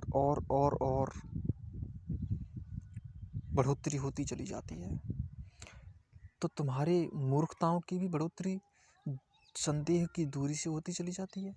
मंजिल से विपरीत चलोगे तो मंजिल दूर होती चली जाएगी। ठीक वैसे ही तुम मंजिल की तरफ चले जाओगे तो आनंद की भी बढ़ोतरी शुरू हो जाती है। आनंद की तरफ यात्रा करोगे, आनंद बढ़ता तो चला जाएगा, और अगर बोझों कलेशों की यात्रा करोगे तो बोझ और कलेश भी बढ़ते हुए चले जाएंगे। ये तो एक समानांतर क्रम है। जिस तरफ तुम जाओगे उस तरफ तुम्हारा अपना ध्यान है, उधर ही वो चीज़ें बढ़ती हुई चली जाएंगी। जिस चीज़ पर ध्यान दोगे वो चीज़ और गहरा जाएगी। ध्यान गहराता है, ध्यान गलत चीज़ों को भी गहरा सकता है। आतंकवादी बहुत ज़्यादा ध्यानपूर्वक रहकर ही तो आतंक फैलाते हैं। इतने ध्यानपूर्वक की सरकारों का भी ध्यान रखना पड़ता है, सब कुछ ध्यान रखना पड़ता है, लेकिन ध्यान रख लेते हैं और संसद तक पर कोई अफजल गुरु आक्रमण कर देता है। संसद पर भी आक्रमण करने में कोई बुराई महसूस नहीं होती है उसको, क्योंकि ध्यान कहीं भी दिया जा सकता है और ध्यान दे ही दिया जाता है। और जब गलत दिशा में ध्यान दिया जाता है तो कलेश और गहरे पैदा होते हैं। आतंकवादी को सीधी फांसी होती है, तुम्हें पता होना चाहिए, बीच में कोई गैप नहीं, सीधी फांसी, सीधी तड़पण, बहुत गहरी तड़पण मिलती है। इसीलिए जीवन को समझना आवश्यक है, इतना समझ लो। इन सारी बातों से छोटी छोटी जो मैंने बातें बोली आप उनसे इतना समझ लो कि जीवन को स्पष्ट जीना होगा, समझना होगा, तभी उसके जालों को समझा जा सकता है। अब पहली बात ये भी समझ लो कि आदमी इतना कमज़ोर कैसे हो जाता है। दरअसल कमज़ोरी तब आती है जब बंटवारा हो जाता है। जैसा कि मैंने पहले ही कहा कि एक झूठ अनेक झूठों को जन्म देता है, करोड़ों झूठों को जन्म देता है। पौराणिक कथाओं में जो रक्तबीजी की कहानी आती है, जैसे कालिका देवी जिसका संहार करती है, दरअसल वो रक्तबीजी एक ऐसा राक्षस हुआ करता था जो अगर उसकी एक खून की बूंद पृथ्वी पर गिर जाती तो उस एक खून की बूंद से 100 और रक्तबीजी पैदा हो जाते। फिर उनके खून की बूंद अगर गिर जाती तो फिर उससे भी 100, कुल मिलाकर एक बूंद से 100 रक्तबीजी पैदा हो जाते थे। इसलिए उसकी खून को पीना पड़ा काली देवी को। तो रक्तबीजी जैसे 1 से 100 में बट जाता था, वैसे ही एक झूठ करोड़ों झूठों को जन्म देता है। एक कमजोरी करोड़ों कमजोरियों को जन्म देती है। एक धोखा करोड़ों धोखों को जन्म देता है। और जब एक आदमी, अगर तुम गौर से देखो तो अगर एक आदमी एक ही काम कर रहा है तो वो उसको ठीक से कर देता है, लेकिन अगर एक आदमी कई जगह पर बटा हुआ है तो कोई भी काम ठीक से नहीं कर पाता। वो कहते हैं ना कि एक है साध है सब सध है, सब साध है सब जाए, फिर कुछ नहीं बचता, सब कुछ चला जाता है अगर एक से ज़्यादा साधा जाता है।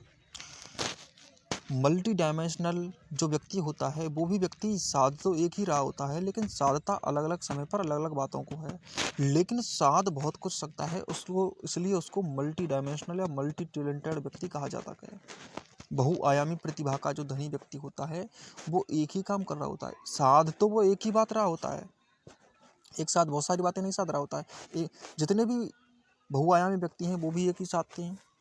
कुल मिलाकर एक ही सद सकता है, सदाहट तो एक ही में होती है, लेकिन जब एक सदता है तो याद रखो इसका अर्थ ये नहीं है कि साधने के समय पर जब साधा जाता है तो उस समय पर हमारा ध्यान एक होना चाहिए, ध्यान दो ना होने चाहिए, ध्यान बटना नहीं चाहिए। जैसे ही ध्यान बढ़ता है शक्ति कमजोर हो जाती है। एक विचार, 2 विचार, 10 विचार, 1000 विचार, अगर मैं ये कहता हूँ कि अगर आदमी एक भी विचार करता है तो ही संदेह से दूरी बना लेता है। जैसा मैंने तुम्हें पहले ही समझाया कि एक ही बाहर का विचार तुम्हारे संदेह की शक्ति को कम कर देता है। तो एक विचार जब इतना कम कर देता है तो 10 विचार कितना कमज़ोर कर देते होंगे। और तुम्हें तो बहुत विचार इधर उधर से मिल रहे हैं, और फिर 100 विचार, फिर करोड़ों विचार कितना कमज़ोर कर देते होंगे आदमी को। तो उसका तो माइनस में जाना, उसका तो डिप्रेशन में जाना, उसका तो कमज़ोर होना पक्का है। इसलिए जितनी भी कमज़ोरियाँ पैदा हुई हैं, वो कमज़ोरियाँ इसलिए पैदा हुई हैं क्योंकि आदमी बटा हुआ है। आदमी की एक सोच नहीं है, हजारों सोचें हैं। आदमी एक बात एक समय में नहीं सोच रहा है, एक समय में बहुत सारी बातें सोच रहा है। आदमी को एक क्षण में एक काम करना चाहिए, लेकिन वो दूसरे क्षण के काम को ध्यान करके इस काम के क्षण को भी खराब कर रहा है, और वो क्षण तो खराब कर ही देगा जहाँ जाएगा। लोग भविष्य की सोचकर वर्तमान तो खराब कर ही रहे हैं, साथ ही वर्तमान के खराब होने से भविष्य भी अपने आप ही खराब हो जाता है। और सच तो यह है कि जैसे ही भविष्य आता है वो भी वर्तमान हो जाता है, भविष्य तो कभी होता नहीं है। तो कुल मिलाकर वो ऐसी बातें सोचकर जो कभी होंगी ही नहीं, उनको सोचकर वो उसको छोड़ देते हैं, उसको भूल जाते हैं जो है, या अतीत की बातों में उलझे हुए हैं। चिंता भविष्य की सोच कर या अतीत की सोच कर पैदा होती है। मूर्खताएं भी ऐसी होती हैं, धोखे भी ऐसे ही होते हैं। हमारे ऊपर जो थोपे गए जितने भी जंजाल हैं, वो सभी के सभी जंजाल ऐसे ही तो हैं, उससे कुछ अलग थोड़े ही हैं। आदमी आया है 4 महीने में अपनी पत्नी से मिलने, लेकिन जब मिलने आता है तो सोचता है कि मैं 3-4 दिन बाद तो चला ही जाऊंगा। जाने की सोचकर इन 3-4 दिनों के अंदर जो गहरा जीवन जिया जा सकता था, प्रेमपूर्ण खुशी के साथ एक हुआ जा सकता था, इन 4 दिनों की भी खुशियों को खराब कर देता है सोच सोच कर। कभी खुशी कभी गम, न जुदा होंगे हम। दरअसल गम की सोच ही लेते हैं खुशी में भी लोग। क्या होगा अगर ये घर मेरा नहीं रहेगा? क्या होगा अगर ये खुशियाँ चली गई तो हमारी खुशियों को किसी की नज़र न लग जाए? किसी कैसी छोटी छोटी बातों से डरने लगता है आदमी, क्योंकि आदमी बटा हुआ है। जैसे ही किसी भी शक्ति का बंटवारा हो जाता है, वैसे ही कमजोरी पैदा हो जाती है। दरअसल एक किसान के 4 बेटे थे। ये छोटी छोटी कहानियाँ तुमने सुनी ही होंगी कि 4 बेटे जब अलग अलग हो गए तो पड़ोसी एक को पीटने जाता तो दूसरा कुछ नहीं कहता। तो वो किसान कमज़ोर होने लगा, क्योंकि उसके बेटे तो उसी के थे। वो तो बेचारा क्या करे, वो तो सबकी रक्षा करता।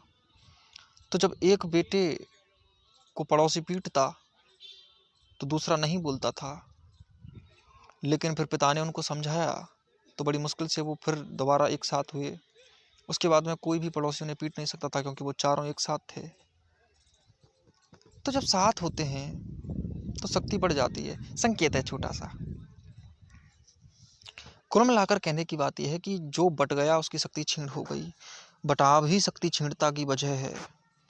दुनिया में जितने भी पर्दे हैं जो हमारी आंखों के सामने आ गए हैं, वे बंधन, वे पर्दे ही हमें बंटवारा देते हैं। एक विचार आता है, वो विचार हमारे ऊपर हावी होने लगता है। उस विचार से हम अपनी क्षमताओं को खो देते हैं, बट जाते हैं, दो हो जाते हैं, टूटन पैदा हो जाती है। और उसी टूटन की वजह से फिर हम कमज़ोर होते चले जाते हैं, और धीरे धीरे इतने कमज़ोर हो जाते हैं कि मन सध भी नहीं सकता, शरीर सध भी नहीं सकता। शरीर कमज़ोर हो जाता है, मन कमज़ोर हो जाता है, बुद्धि कमज़ोर हो जाती है। श्री कृष्ण कहते हैं कि जिसकी बुद्धि कमज़ोर हुई, जिसकी बुद्धि का नाश हो गया, उसका फिर सर्वनाश हो जाता है। तो कुल मिलाकर के पूरा पतन एक प्रक्रिया से चला, इसको तुम समझ सकते हो। आदमी तो सोच भी नहीं पाता कि ऐसा उसके साथ क्यों हो रहा है, ऐसा क्या हो गया कि वो इतना कमज़ोर होता चला जा रहा है। लेकिन कमज़ोरी पैदा हो रही है कहीं और से, वो पता भी नहीं है कि उसको कहाँ से पैदा हो रही है, वो बटाव से पैदा हो रही है। आग दिल में लगी है मेरे, धुआं तेरे घर में क्यों है? आग दिल में लगी है मेरे, धुआं तेरे घर में क्यों है? खामोश मैं हुआ हूँ, सन्नाटा तेरे घर में क्यों है? दरअसल तुम भूल ही गए हो कि ना तो सन्नाटा तुम्हारे घर में है, ना आग तुम्हारे घर में है, ना धुआं तुम्हारे घर में है। ये तीनों ही बातें बाहर हैं, लेकिन तुम इनको तीनों को अपनी कह बैठते हो, और फिर तुम बंधित हो जाते हो। मैंने वो खोया है जो कभी पाया ही नहीं था, फिर दिल मेरा अनजान साये के डर में क्यों है। एक मैं ही बेफिक्र बेपरवाह तुम्हारे इनकार से, फिर चर्चा इस बात की जमाने भर में क्यों है। जमाने में चर्चा तो इसलिए हो जाती है क्योंकि जमाना स्वयं को भी खाली पाता है। बड़ी हलचल सी है अफवाहों के बाजार में, न चाहते हुए भी ये तमाशा शहर में क्यों है। पहले उलझे दिन के बाद हंसी शाम होती थी, पहले उलझे दिन के बाद हंसी शाम होती थी, अब ये उदासी ये बेचैनी हर पहर क्यों है। मैंने तो कुरेदे दो खुद के जख्म नासूर बनाने को, बताएं कोई दवा की फितरत जहर में क्यों है। हम समझते हैं कि असर कहीं और होगा, लेकिन असर कहाँ होगा। असर तो वहीं होगा जहाँ तुम अपने से चीज़ों को जोड़ दोगे, जो चीज़ें तुमसे जुड़ी भी नहीं है फिर भी उनके साथ जुड़ाव तुम पैदा कर दोगे। तारतम्यता तादात्म्यता स्थापित करने पर ही तुम्हारे अंदर विभिन्न प्रकार के विश्लेषण जो कि है नहीं पैदा हो जाते हैं, और वो विश्लेषण सत ही होते हैं, और उन्हीं वजहों से तुम अपने आप को खो देते हो।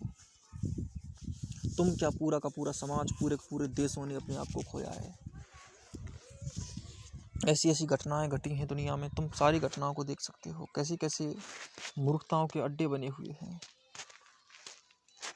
कार्ल मार्क्स की कम्युनिस्ट मैनिफेस्टो छपी तो पूरी दुनिया में हंगामा हो गया कि मालिकों ने मजदूरों को, बुर्जुआ वर्ग ने सर्वहारा वर्ग को दबोच रखा है, सर्वहारा वर्ग में क्रांति हो जाए। लेकिन सभी पक्षों को नहीं खोला जाता, वो भूल ही जाते हैं कि सही तरीके क्या हैं, गलत तरीके क्या हैं। उन्हें तो ये दिखाई दे रहा था कि वास्तव में शोषण तो हुआ ही है, इस शोषण को ख़त्म करो। शोषण को ख़त्म करने के पक्ष में मैं हूँ, लेकिन इसका अर्थ ये नहीं है कि शोषण को ख़त्म करने के लिए दूसरे का शोषण ही करना पड़ेगा। अपनी जान बचाने के लिए क्या हत्या आवश्यक होती है? क्या कोई ऐसा रास्ता नहीं होता हर जगह? और होता ही होता है, मैं तुम्हें बता रहा हूँ। ये सब मूर्खताओं की बातें हैं कि नहीं होता है। क्या ऐसा रास्ता नहीं हो सकता कि हम अपनी जान किसी की हत्या ना करके भी बचा लें? और सच्ची बात तो ये होती है कि सच्ची पूछी जाए तो अपनी जान बचती ही तब है जब दूसरे की जान ना ली जाए। पहली बात तो ये कि अगर तुम किसी की जान ले भी लो, उसके बाद में तुम अपनी भी जान बचा भी लोगे तो भी अपनी जान नहीं रहेगी, क्योंकि उसके बाद में वो कलंक अपने सर पर तुम मढ़ ही लोगे, जो कलंक तुमने मढ़ रखा है। वाकई साम्यवाद आना चाहिए था, समाज होना चाहिए, लेकिन पहली बात तो साम्यवाद होता क्या है? लेकिन साम्यवाद की तुम्हारी सारी परिभाषाएं झूठी हैं। क्या इतना ही साम्यवाद है कि सर्वहारा वर्ग और मालिक वर्ग एक हो जाए? इतना ही है, इसके अलावा कुछ नहीं होता? क्या जीवन इतना सिकुड़ा हुआ होता है कि बस हमारे कुछ साधन संसाधन एक जैसे हो जाएं, कुछ सुविधाएं हमें भी मिलें? क्या इतनी ही बातें होती हैं? और इसी वजह से कि सर्वहारा वर्ग तानाशाह हो जाए, तानाशाहत जिस जगह पैदा हो जाए वहाँ पर कभी भी साम्यवाद स्थापित नहीं हो सकता। तानाशाहत साम्यवाद का नाश ही तो है। जहाँ जहाँ तानाशाहत है, साम्यवाद नहीं हो सकता। और इसी तानाशाहत में कितने ही रक्तपात, कितने युद्ध होते हैं, तुम्हें पता होना चाहिए कि इसी वजह से हिटलर ने क्या किया, नाजीवाद का जन्म कैसे हुआ। तुम्हें ये सारी बातें पता होनी चाहिए कि हमने अपने साध्य को साधने के लिए गलत साधनों का इस्तेमाल कर लिया। जरा गौर से देखो। दरअसल आदमी की समस्या ये है कि वो ये हमेशा सोचता है कि उसकी जिंदगी किसी को नुकसान पहुंचाए बिना जी ही नहीं जा सकती। अब ये जो आतंक फैला पूरे दुनिया के देशों में क्रांति के नाम पर, दरअसल ये क्रांति थी नहीं। कितने ही लोगों को मौत के घाट उतारा गया, कितनी लाशें उठी। क्या ये ऐसा तंत्र तुम्हें विकसित करना था जो तंत्र हिंसा दे? मैं नहीं कह रहा हूं कि कानून ना हो, या फिर ऐसा कानून हो जिसमें शोषण हो। कानून होने चाहिए, इसमें कोई समस्या नहीं है। कानून का होना आवश्यक है, बल का होना आवश्यक है, लेकिन बल अत्याचार बन जाए ये कितना ठीक है? ये तो उचित नहीं है। कमजोरी ना हो, मजबूती हो, लेकिन मजबूती किसी को मजबूरी ना देती हो। लेकिन अगर मजबूरी देती है, मजबूर करती है, तो खुद वो मजबूती बड़ी मजबूर है, क्योंकि मजबूर किए बिना मजबूत नहीं हो सकती। मैं उसको स्वतंत्र नहीं मानता जो दूसरे को परतंत्र करके स्वतंत्रता महसूस करता है। पहली बात तो परतंत्र करने वाला परतंत्र ही हो सकता है, क्योंकि उसे परतंत्र करना पड़ता है। परतंत्र ही परतंत्र करते हैं, गुलाम ही गुलाम बनाते हैं। इस दुनिया में गुलामों ने ही गुलाम बनाया है, वरना तो स्वतंत्र करने वालों ने तो स्वतंत्र ही किया है। बुद्ध ने किसी को गुलाम नहीं बनाया, कृष्ण ने किसी को गुलाम नहीं बनाया, कोई गुलाम नहीं बनाता। महान व्यक्ति जितने भी सोचने समझने वाले उचित व्यक्ति हुए हैं, उन्होंने किसी को कभी गुलाम नहीं बनाया, आंतरिक रूप से भी नहीं बनाया, किसी भी तरीके से गुलाम बनाने की कोशिश तक नहीं की। लेकिन हम तो कहते हैं कि साम्यवाद तब तक आ ही नहीं सकता जब तक, कार्ल मार्क्स ने तो सीधा सीधा बोला है, जब तक सर्वहारा वर्ग, जब तक मजदूर वर्ग मालिकों के खिलाफ बगावत ना करते, हंगामा ना करते, तब तक कुछ हो ही नहीं सकता। लेकिन इस तरीके को कौन बताएगा कि हंगामा कैसे किया जाता है? उस क्रांति को कौन बताएगा कि क्रांति के ढंग सिर्फ युद्ध होते हैं? क्या युद्धों से ही क्रांतियाँ होती हैं? क्या और कोई तरीका नहीं होता? पहली बात तो युद्धों से लड़ाइयाँ नहीं जीती गई, उससे नई लड़ाइयाँ ही जन्म लेती हैं। बर्ग ने एक बात कही थी कि अगर आप एक ऐसा युद्ध जीते हैं जो जीत आपको एक और युद्ध उसी के खिलाफ लड़ने के लिए विवश करती है, तो आप जीते ही नहीं, आप हारे हैं। युद्ध तो वो है, जीत तो वो है जहाँ पर दोबारा ना युद्ध करना पड़े ना जीतना पड़े, एक ही बार में जीत गए। जैसे अंगुलीमाल को सिर्फ बुद्ध ने एक बार जीता, उसके बाद में कोई युद्ध नहीं करना पड़ा, हो गई जीत। क्या कोई शरीर को जीतेगा? क्या कोई मजबूर करेगा? हृदय जीत लिया, प्रेम फैला दिया, हो गया पूरा बदलाव। इससे बड़ा क्या बदलाव होगा? अगर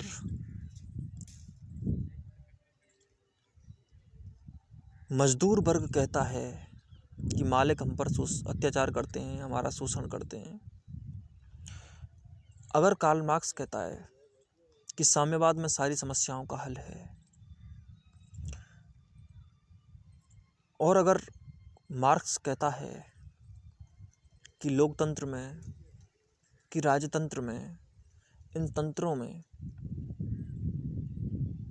लोग हिंसा करते हैं छोटे मजदूर वर्गों पर, सर्वहारा वर्ग पर, तो क्या तुम्हारी हिंसा नहीं है? क्या तुम जो कर रहे हो वो हिंसा नहीं है? वो भी तो हिंसा ही है। माना कि अपने अधिकारों के लिए आगे बढ़ना चाहिए, लेकिन उसमें सत्याग्रह भी तो किया जा सकता है। मैं नहीं कह रहा हूँ कि कमज़ोर होकर ये काम किए जाएं, मैं ये कह रहा हूँ कि ये तरीके से भी हो सकते हैं, लेकिन सीधे हंगामे नहीं खड़े किए जा सकते। लेकिन आदमी हंगामे ही खड़े करता है। साम्यवाद में कितनी हिंसा है ये तुम देख सकते हो, पूरी की पूरी तरह से हिंसा ही, और फिर व्यक्ति की स्वतंत्रता साम्यवाद छीन लेता है। अगर व्यक्ति को अधिकार दे देता है तो अधिकार छीन भी लेता है। तंत्र कोई भी क्यों ना हो, आदर्श तंत्र नहीं होता। तंत्र आदर्श होना चाहिए, आइडल होना चाहिए। आदर्श तंत्र कोई नहीं, विशेष तंत्र आदर्श तंत्र नहीं होता। ना कोई राजतंत्र, ना कोई लोकतंत्र, ना कोई साम्यतंत्र, कोई भी तंत्र संपूर्ण नहीं होता। और पहली बात तो ये कि कोई भी तंत्र अगर संपूर्ण हो जाए तो आदर्श तंत्र बन जाता है। आदर्श राजतंत्र साम्यतंत्र ही है, आदर्श साम्यतंत्र राजतंत्र ही है, आदर्श लोकतंत्र साम्य है, राजतंत्र है। अपनी परिपूर्णता में ये सब एक हो जाते हैं। कुल मिलाकर बात वो होनी चाहिए जो बात है। बात ये नहीं है कि बात कौन सी है, बात ये है कि बात पूरी हो जाए, बस बात उसमें होनी चाहिए। बात ये होनी चाहिए कि सभी के अधिकार हों, बात ये होनी चाहिए सब समान हो, बात ये होनी चाहिए। लेकिन इसका अर्थ ये नहीं है कि आप एक तंत्र का नाम लो दोगे कि इसी में बात होती है। अरे नामों में क्या रखा है, बस होना चाहिए। तुम कहते हो कि साम्यवाद बस एक शब्द है, इसके अलावा और कुछ नहीं। साम्यवाद के अंदर जाओगे तो व्यवस्था देखोगे तो आप ये नहीं पाओगे कि सब बराबर हैं। तुम उस बराबरी में, तुम उस समानता में असमानताओं को लौटता हुआ पाओगे। वहाँ पर भी असमानताएं लौटी हुई हैं, लेकिन वो दिखाई नहीं दे रही हैं। तुम अगर गौर से देखो तो कम्युनिज्म जब से, जैसे रसिया की बात करें, वहाँ पर आज आदमी की स्वतंत्रता कितनी अधिक छीनी गई है। वहाँ व्यक्ति का स्वतंत्रता नहीं है। वहाँ के लोग अपने मन से अपने जीवन को ज़्यादा निर्धारित नहीं कर सकते हैं। वहाँ पर व्यक्ति न धार्मिक हो सकता है, ना उस पर कोई समझ विकसित कर सकता है, उसके बारे में बोल ही नहीं सकता, क्योंकि ये लोग बहुत ज़्यादा कट्टर हो चुके हैं। वो समझते हैं कि अगर ईसाई धर्मों में मूर्खताएँ थीं तो सारे धर्मों में ही मूर्खताएँ हैं। पहली बात तो धर्म भी समझ बैठे हैं कि धर्म में ही मूर्खता है, लेकिन सच्ची बात ये होती है कि वो इस बात को बिल्कुल ही आँखों पर पट्टी बांधकर अंधे होकर बोल रहे हैं। ये बातें बिल्कुल झूठ हैं, क्योंकि वो जानते ही नहीं है कि असली धर्म क्या है। अगर गलत धर्म तुमने देखा है तो इसका अर्थ नहीं है कि तुमने जो देखा है वो धर्म था। तुमने जो देखा है वो परिपूर्णता थी, नहीं, वो परिपूर्णता नहीं थी। ईसाइयों ने वाकई बहुत बड़ा शोषण किया है। वाकई चर्चों ने, पादरियों ने, पोपों ने बहुत बड़ा शोषण किया है जनता का, लोगों का, इसमें कोई शक नहीं है। लेकिन इसका अर्थ ये नहीं है कि सब जगह ऐसा ही हुआ है। धर्म के नाम पर मूर्खताएं होती हैं, लेकिन धर्म मूर्खताओं से बचाने का ही नाम है। वहाँ धर्म नहीं है जहाँ मूर्खताएं हैं। मूर्खताओं का, अंधविश्वासों का धर्म से कोई लेना देना नहीं। धर्म कोई तंत्र नहीं होता है। धर्म है, धर्म प्रेम है, धर्म एकता है, धर्म समानता है। जब कम्युनिज्म कोशिश ही कर रहा है कि समान हो जाए, तो फिर अगर अपनी परिपूर्णता में जाए तो व्यक्ति को स्वतंत्रता देनी चाहिए। लेकिन तुमने तो स्वतंत्रता छीनी, व्यक्ति की स्वतंत्रता छीनी। इसमें भी एक छिनाव है, इसमें भी एक बंटवारा है। तुम शायद उसे देख नहीं पा रहे हो, उसको गौर से देखो, उसमें भी मूर्खताएं पाओगे तुम। हर जगह इन मूर्खताओं का जमावड़ा इकट्ठा हो ही जाता है, कहीं भी देख लो तुम। आज कम्युनिज्म सिर्फ एक ही काम में लगा हुआ है। जितने भी कम्युनिस्ट देश हैं उन्होंने ये तय कर लिया है कि सुविधाएं जुटाओ। वाकई उन्होंने सुविधाएं जुटाई भी हैं, मैं इनसे मना नहीं करता हूँ। लेकिन सुविधाएं जुटाकर क्या तुम आदमी बन पाओगे? क्या तुम्हारे अंदर प्रेम का प्रस्फुटन हो पाएगा? अगर एक आदमी PhD करके भ्रष्टाचार करता है, अगर एक आदमी शोषण करता है, यौन शोषण करता है, अब बताओ तुम, ये तो बात तो सबको दिख गई कि बुर्जुआ वर्ग शोषण ना करे, जो मालिक वर्ग है मजदूरों का शोषण ना करे। लेकिन ये बात नहीं दिखी कि अगर हम पूरी तरह से मेटरिस्टिक हो जाएंगे तो हम दूसरे शरीरों का शोषण कर सकते हैं। वो नहीं जानते कि महिलाओं का शोषण किया जा रहा है। महिलाएं स्वयं अपना शोषण कर रही हैं, क्योंकि पूरी तरह से मेटरिस्टिक हो गई हैं। उनके अंदर प्रेम की कोई धारा नहीं बहती, वो जानते ही नहीं है। उनका प्रेम नष्ट हो चुका है, प्रेम से उनका कोई संबंध ही नहीं बचा है। वो समझ ही नहीं रहे हैं कि प्रेम के लिए ही साध्य तो प्रेम ही होता है। ये तो साधन थे, लेकिन उन्होंने साधन को ही साध्य बना डाला। साधन साध्य नहीं होते। जिस ट्रेन से तुम बैठकर जा रहे हो, उस ट्रेन में अपना घर तो नहीं बना लोगे, स्टेशन पर तो उतरना ही पड़ेगा। माना कि सुविधाओं के लिए जाओ, लेकिन इसका अर्थ ये नहीं है कि तुम सुविधाओं में कोई ही दुनिया बना डालो। लेकिन कम्युनिस्ट कंट्रीज ने यही किया है, उन्होंने सुविधाओं को ही दुनिया बना लिया है। उन्होंने बसों में चूल्हे रख लिए हैं, रोटियां सेक ली हैं, घर बना लिए हैं, वहीं उनके कपड़े सूखते हैं, वहीं उनकी लेटरिन बाथरूम बन गई हैं, उसी में चलते हैं। लेकिन उस साधन को तुमने साध्य बना डाला, लेकिन ये साध्य नहीं था। और फिर उसमें एक ही बस में जब इतने काम होंगे तो बदबू तो उठेगी, बवंडर तो उठेगा। और कम्युनिस्ट कंट्रीज में मूर्खताओं के बवंडर उठ रहे हैं, और ये तुम चारों तरफ देख पा रहे हो, क्योंकि उन्होंने इतनी अधिक मूर्खताएं की हैं जिसका कोई अंदाजा नहीं लगाया जा सकता। इतनी मूर्खताएं कैसे हो सकती हैं? ये सब जंजाल तभी होते हैं जब एक साध्य को साधने के लिए हम अनेक साध्यों को छोड़ देते हैं। प्रेम की हत्या करके हम सुविधाओं की चाट तक पहुँचे। अब चाटते रहो इनको, प्रेम नहीं है। स्कॉटलैंड का एक विचारक था, थॉमस कार्लाइल। थॉमस कार्लाइल कहता था कि जो जीवन के असली मूल्यों को, ऊंचे मूल्यों को नहीं जानते, उनकी राजनीति सुअर राजनीति है। दरअसल वो सुअर राजनीति इसलिए है क्योंकि जैसे गंदगी से सुअर संतुष्ट रहता है, उसको पता भी नहीं रहता कि वो गंदगी में है, ठीक वैसे ही तुम केवल अपनी छोटी सी दुनिया से ही संतुष्ट हो गए। मैं नहीं कह रहा हूँ कि भौतिक स्तर पर काम ना करो, करो, वो तो बहुत जरूरी है, साधनों को विकसित करो, लेकिन साध्य को मत भूलो। साधन किस लिए होते हैं ये भी तो सोचो। तुम कहो ट्रेन ही ट्रेन बनाओ, लेकिन ट्रेन चलाओ ना। ट्रेन चलेगी नहीं तो ट्रेन बनाने का क्या फायदा। तुमने इतनी अधिक सुविधाएं विकसित की, किस लिए की? मनुष्य पैदा कर सको। मनुष्य कहाँ है? सुविधाएं तो आ गई, पूरी दुनिया कसाई खाना बना दिया है सुविधाओं की आड़ में तुमने।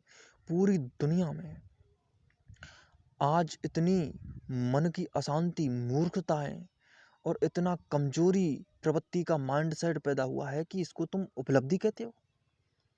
बहुत अच्छी बात है कि संसाधन हमारे पास हैं, मैं इनके पक्ष में हूँ, बहुत अधिक संसाधन होने चाहिए हमारे पास में, लेकिन उचित तरीके से उपयोगिता, यूटिलाइजेशन कौन सीखेगा? इनकी यूटिलिटी नहीं जानते। और अगर वही बात है कि बंदर के हाथ में खिलौना, अगर पागल के हाथ में तलवार दे दोगे तो वो क्या क्या करेगा ये तुम देख सकते हो। क्या किया हिटलर ने, कैसे गिरे हिरोशिमा नागासाकी पर बम, कैसे अचानक इतने युद्ध पैदा हो गए, कितने मनमुटाव बढ़ गए दुनिया में, कितनी सेल्फलेसनेस बढ़ गई, तुम देख सकते हो। आज जीवन मिलता ही नहीं, कहीं जीवन नहीं मिलता। इतनी अधिक मूर्खताओं का बवंडर कैसे उठ गया ये तुम देख सकते हो। आदमी की आदतें वैसी ही हो जाती हैं जैसे उसके जौन होते हैं, जैसे उसके आयाम होते हैं। आदमी कुछ सोचने जाता है, पूरा नहीं सोचता, आधा सोचता है। एक साध्य को साधने जब जाता है तो वो भूल ही जाता है कि बीच में कुछ साध्य भी होने चाहिए, लेकिन उनकी हत्या करके उस साध्य को पा भी ले तो वहां जाकर भी दुखी होता है। अगर दुर्योधन युद्ध जीत भी जाता तो क्या हो जाता? उसके पास ना उसके भाई हैं, ना उसके पास ऐसे क्षण उपस्थित होते जिनमें वो किसी शकुनी के साथ बैठकर आनंद लेता। दुर्योधन अगर जीवित रह भी जाता और सब मर जाते, कर्ण मर जाता, शकुनी मर जाता, उसके सब भाई मर जाते, अश्वत्थामा मर जाता, तो क्या उन भोगों को वो भोग भी सकता था? नहीं, वो भूल ही गया था कि सिर्फ राज्य जीवन नहीं देता, जीवन को जीने के लिए बहुत कुछ चाहिए। प्रेम चाहिए, और प्रेम चाहिए ही नहीं, प्रेम का फैलाव भी चाहिए। आसपास के लोगों का दुख भी दूर हो तभी अपने सुख के सुकून का कोई अर्थ है, वरना तो उसका कोई अर्थ नहीं रह जाता। आदमी बहुत ही निकृष्ट होता चला जाता है, आदतें बनाता चला जाता है, लेकिन वो आदतें इसलिए बनती हैं क्योंकि वो भूल ही जाता है कि जीवन इससे बाहर भी कुछ हो सकता है। कम्युनिस्ट भूल ही जाते हैं कि कम्युनिज्म पर्याप्त नहीं है। वैसे तो सब तो कोई भी दे दो, हर कोई पर्याप्त हो जाता है। राजतंत्र में बस राजतंत्र पूरा नहीं था इसलिए कमज़ोर था। लोकतंत्र में सिर्फ लोकतंत्र पूरा नहीं है इसलिए कमज़ोरी है। साम्यवाद में बस साम्यवाद ही तो नहीं है इसलिए तो कमज़ोरी है। आदमी बड़ा मूर्ख है, कुछ ना कुछ रास्ते निकाल ही लेता है। आदमी अधूरा होता है, पूरा नहीं सोचता। बस मैं ये कहना चाहता हूँ कि जैसे ही हम पूरा नहीं सोचते, अधूरा सोचते हैं, वैसे ही हम बहुत सारी मूर्खताओं में फंस जाते हैं, बाद में फंस जाते हैं। दुनिया में जितने भी बाद हैं, बुद्धिवादी पूरे बुद्धिवादी नहीं है इसलिए मूर्ख हैं, अनुभववादी पूरे नहीं हैं इसलिए मूर्ख हैं। दुनिया में जितने भी वाद हैं वो कमज़ोर इसलिए हैं क्योंकि वो पूरे नहीं हैं।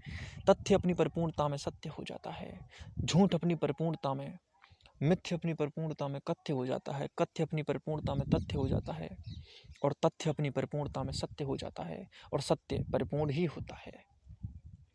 लेकिन एक बात याद रखो कि जब तुम्हें आदत लग जाती है छोटे छोटे अधूरी बातों की, तो तुम बड़ी बहकी बहकी मूर्खता भरी बातें करते हैं, कुछ भी वो कहने लगते हैं। कहते हैं कि कम्युनिज्म मजदूरों को चाहिए कि मालिकों को आग लगा दो। ये कोई कहने की बात थी? लेकिन ये तो बुद्धिमानी की बात और समझी गई। ये बात ठीक थी कि बराबरी समानता होनी चाहिए, लेकिन ये बात कौन सी है कि मजदूरों को आग लगा दो, मजदूरों के खिलाफ आंदोलन करो, मजदूरों को उनकी संपत्ति से बेदखल कर दो। ये सारी बातें मूर्खता की बातें हैं, ऐसा नहीं होना चाहिए। एक तरीका होता है, एक सिस्टम होता है, लेकिन ये जब बातें पूरी नहीं समझाई जाती तो दूसरे लोग तो अधूरा अर्थ ही लेते हैं, दूसरे लोग अधूरा अर्थ लेते हैं, और अधूरा अर्थ लेकर हिटलर जैसा आदमी क्रांति कर देता है। कोई तैमूर लंग आता है, वो लोगों को मार देता है, आतंकवादी गुट बन जाते हैं, वो गोलियों की बौछार कर देते हैं किसी पार्टी में, किसी क्लब में, किसी धार्मिक स्थलों पर, कहीं भी जगह मिलती है वहाँ पर गोलियाँ चल जाती हैं। ये तो होते रहते हैं, लेकिन हम सोचते अधूरा है, पूरा नहीं सोचते। दरअसल फ्रांसीसी क्रांति के वक्त की बात है। लुई 16 उस समय का राजा था और उसकी रानी का नाम था मैरी एंटोइंटे। फ्रांस उस समय बिल्कुल दिवालिया हो गया था। फ्रांस की हालत बहुत ख़राब हो गई थी, क्योंकि वहाँ पर जो प्रथम स्तर के लोग थे, यानी कि जो पोप, पादरी, उच्च कुलीन लोग थे, उनके पास सारी संपत्ति थी, और वो भोग विलास में इतने पागल हो गए थे कि उन्हें आसपास के लोगों का कोई भी ख्याल तक नहीं था। और जो ये रानी थी, ये तो बहुत ज़्यादा विलासी थी। गरीब बहुत ज़्यादा, इतने गरीब हो गए कि उन्होंने एक जुलूस निकाला कि उन्हें रोटी तक नहीं मिल रही है, क्या करें, वो एक समय का खाना भी नहीं जुटा पा रहे हैं, तो जुलूस निकाला गया। लुई 16 के समय में ही निकाला गया। तो राजा के सामने एक खबर पहुंची। तो रानी ने पता है क्या कहा था? रानी कहती है कि अगर इनके पास रोटी नहीं है तो क्या ये केक नहीं खा सकते? बताओ, ऐसी रानियां बन जाती हैं। आदत है, क्योंकि जिसे भोग विलास की ज़्यादा आदत है वो जनता की समस्याओं को नहीं जानता। ठीक वैसे ही जिसने साम्यवाद को ठीक तरह से नहीं समझा, वो नहीं जानता कि साम्यवाद असलियत में क्या है। वो झूठा साम्यवाद, अधूरा साम्यवाद थोप देता है। दुनिया में अधूरेपन थोपे जाते हैं। बताओ, अब रोटी जिनके घरों में नहीं है वो केक कैसे बना सकते हैं? वो रानी कहती है कि केक खाएं, रोटी नहीं है तो केक खाएं। अरे जिनके घर रोटी नहीं है वो केक कहाँ से लाएंगे? वो तो जानती तक नहीं है। और ऐसी मूर्खताएं सभी जगह देखी जा सकती हैं। एक नेता थे, उन्होंने एक भाषण दिया था कि आलू के सारे पेड़ों को काट दो और अब हम आलू की बजाय गाजर के पेड़ लगाएंगे ताकि हम गाजर खा सकें। और उसे तो पता भी नहीं था कि गाजर नीचे होती है, आलू भी ज़मीन के अंदर होता है। उसे पता ही नहीं था। वो कहता है गाजर के पेड़, आलू के पेड़। ऐसे ऐसे नेता बन जाते हैं। उन्होंने ज़िंदगी को कभी बाहर से निकल कर ही नहीं देखा, कोई ज़िंदगी नहीं जी। लोग अम्बेडकर पर इल्ज़ाम लगाते हैं कि उन्होंने क्रांति में भाग नहीं लिया, उन्होंने ये किया वो किया, लेकिन उन्हें ये नहीं पता कि वो जिन ज़िंदगी से, अनुभवों से गुजर कर आए हैं, उनका माइंडसेट भी तो समझो। एक बालक, जो छोटा सा बालक है, जिसने अपने पूरे जीवन समाज की दुत्कारें, फटकारें और बेवजह लताड़ें सुनी हैं, और उनको देख देख करके वो बड़ा हुआ है, और बड़ा होकर भी वो यही सुन रहा है, तो वो जो भी करेगा अपनी आज़ादी के लिए ही करेगा। और ये बहुत अच्छा वक्त था उसके लिए, बहुत अच्छा किया उन्होंने। लेकिन लोग समझ नहीं पाते पूरी बातों को, आधी अधूरी बातों को अपने ऊपर ओढ़ लेते हैं। लोग दूसरे को दोष देते हैं, समझते नहीं हैं लोगों को पूरी तरह से। अधूरापन ही तो थोपा जाता है हर जगह, और जहाँ जहाँ अधूरापन है वहाँ वहाँ कलेश के बवंडर उठेंगे ही उठेंगे। वहाँ कोई निरंजन नहीं हो सकता। दोष वहाँ पर हैं जहाँ अधूरापन है। सच पूछो तो बंधन ही पर्दे हैं, और पर्दा वहीं पर है जहाँ अधूरापन है। अधूरापन ही पर्दा करता है, मूर्खता ही पर्दा करती है। घूंघट उन्होंने ओढ़े जिन्हें अज्ञान रहा है, जो अपने को समझते नहीं। घूंघट, मुंह उन्होंने ही छिपाया है जो मुंह को नहीं जानते। अपने आप को नहीं समझते। गुफाओं में वही जाकर छिपे हैं, वही कायर थे जो लड़ाई ठीक से नहीं समझते। कुल मिलाकर निरंजन वही है जिसमें कोई दोष नहीं बचा, और दोष वहाँ है जहाँ मूर्खताएं खुलेआम नाच रही हैं। इसलिए इस बात को गौर से समझ लीजिएगा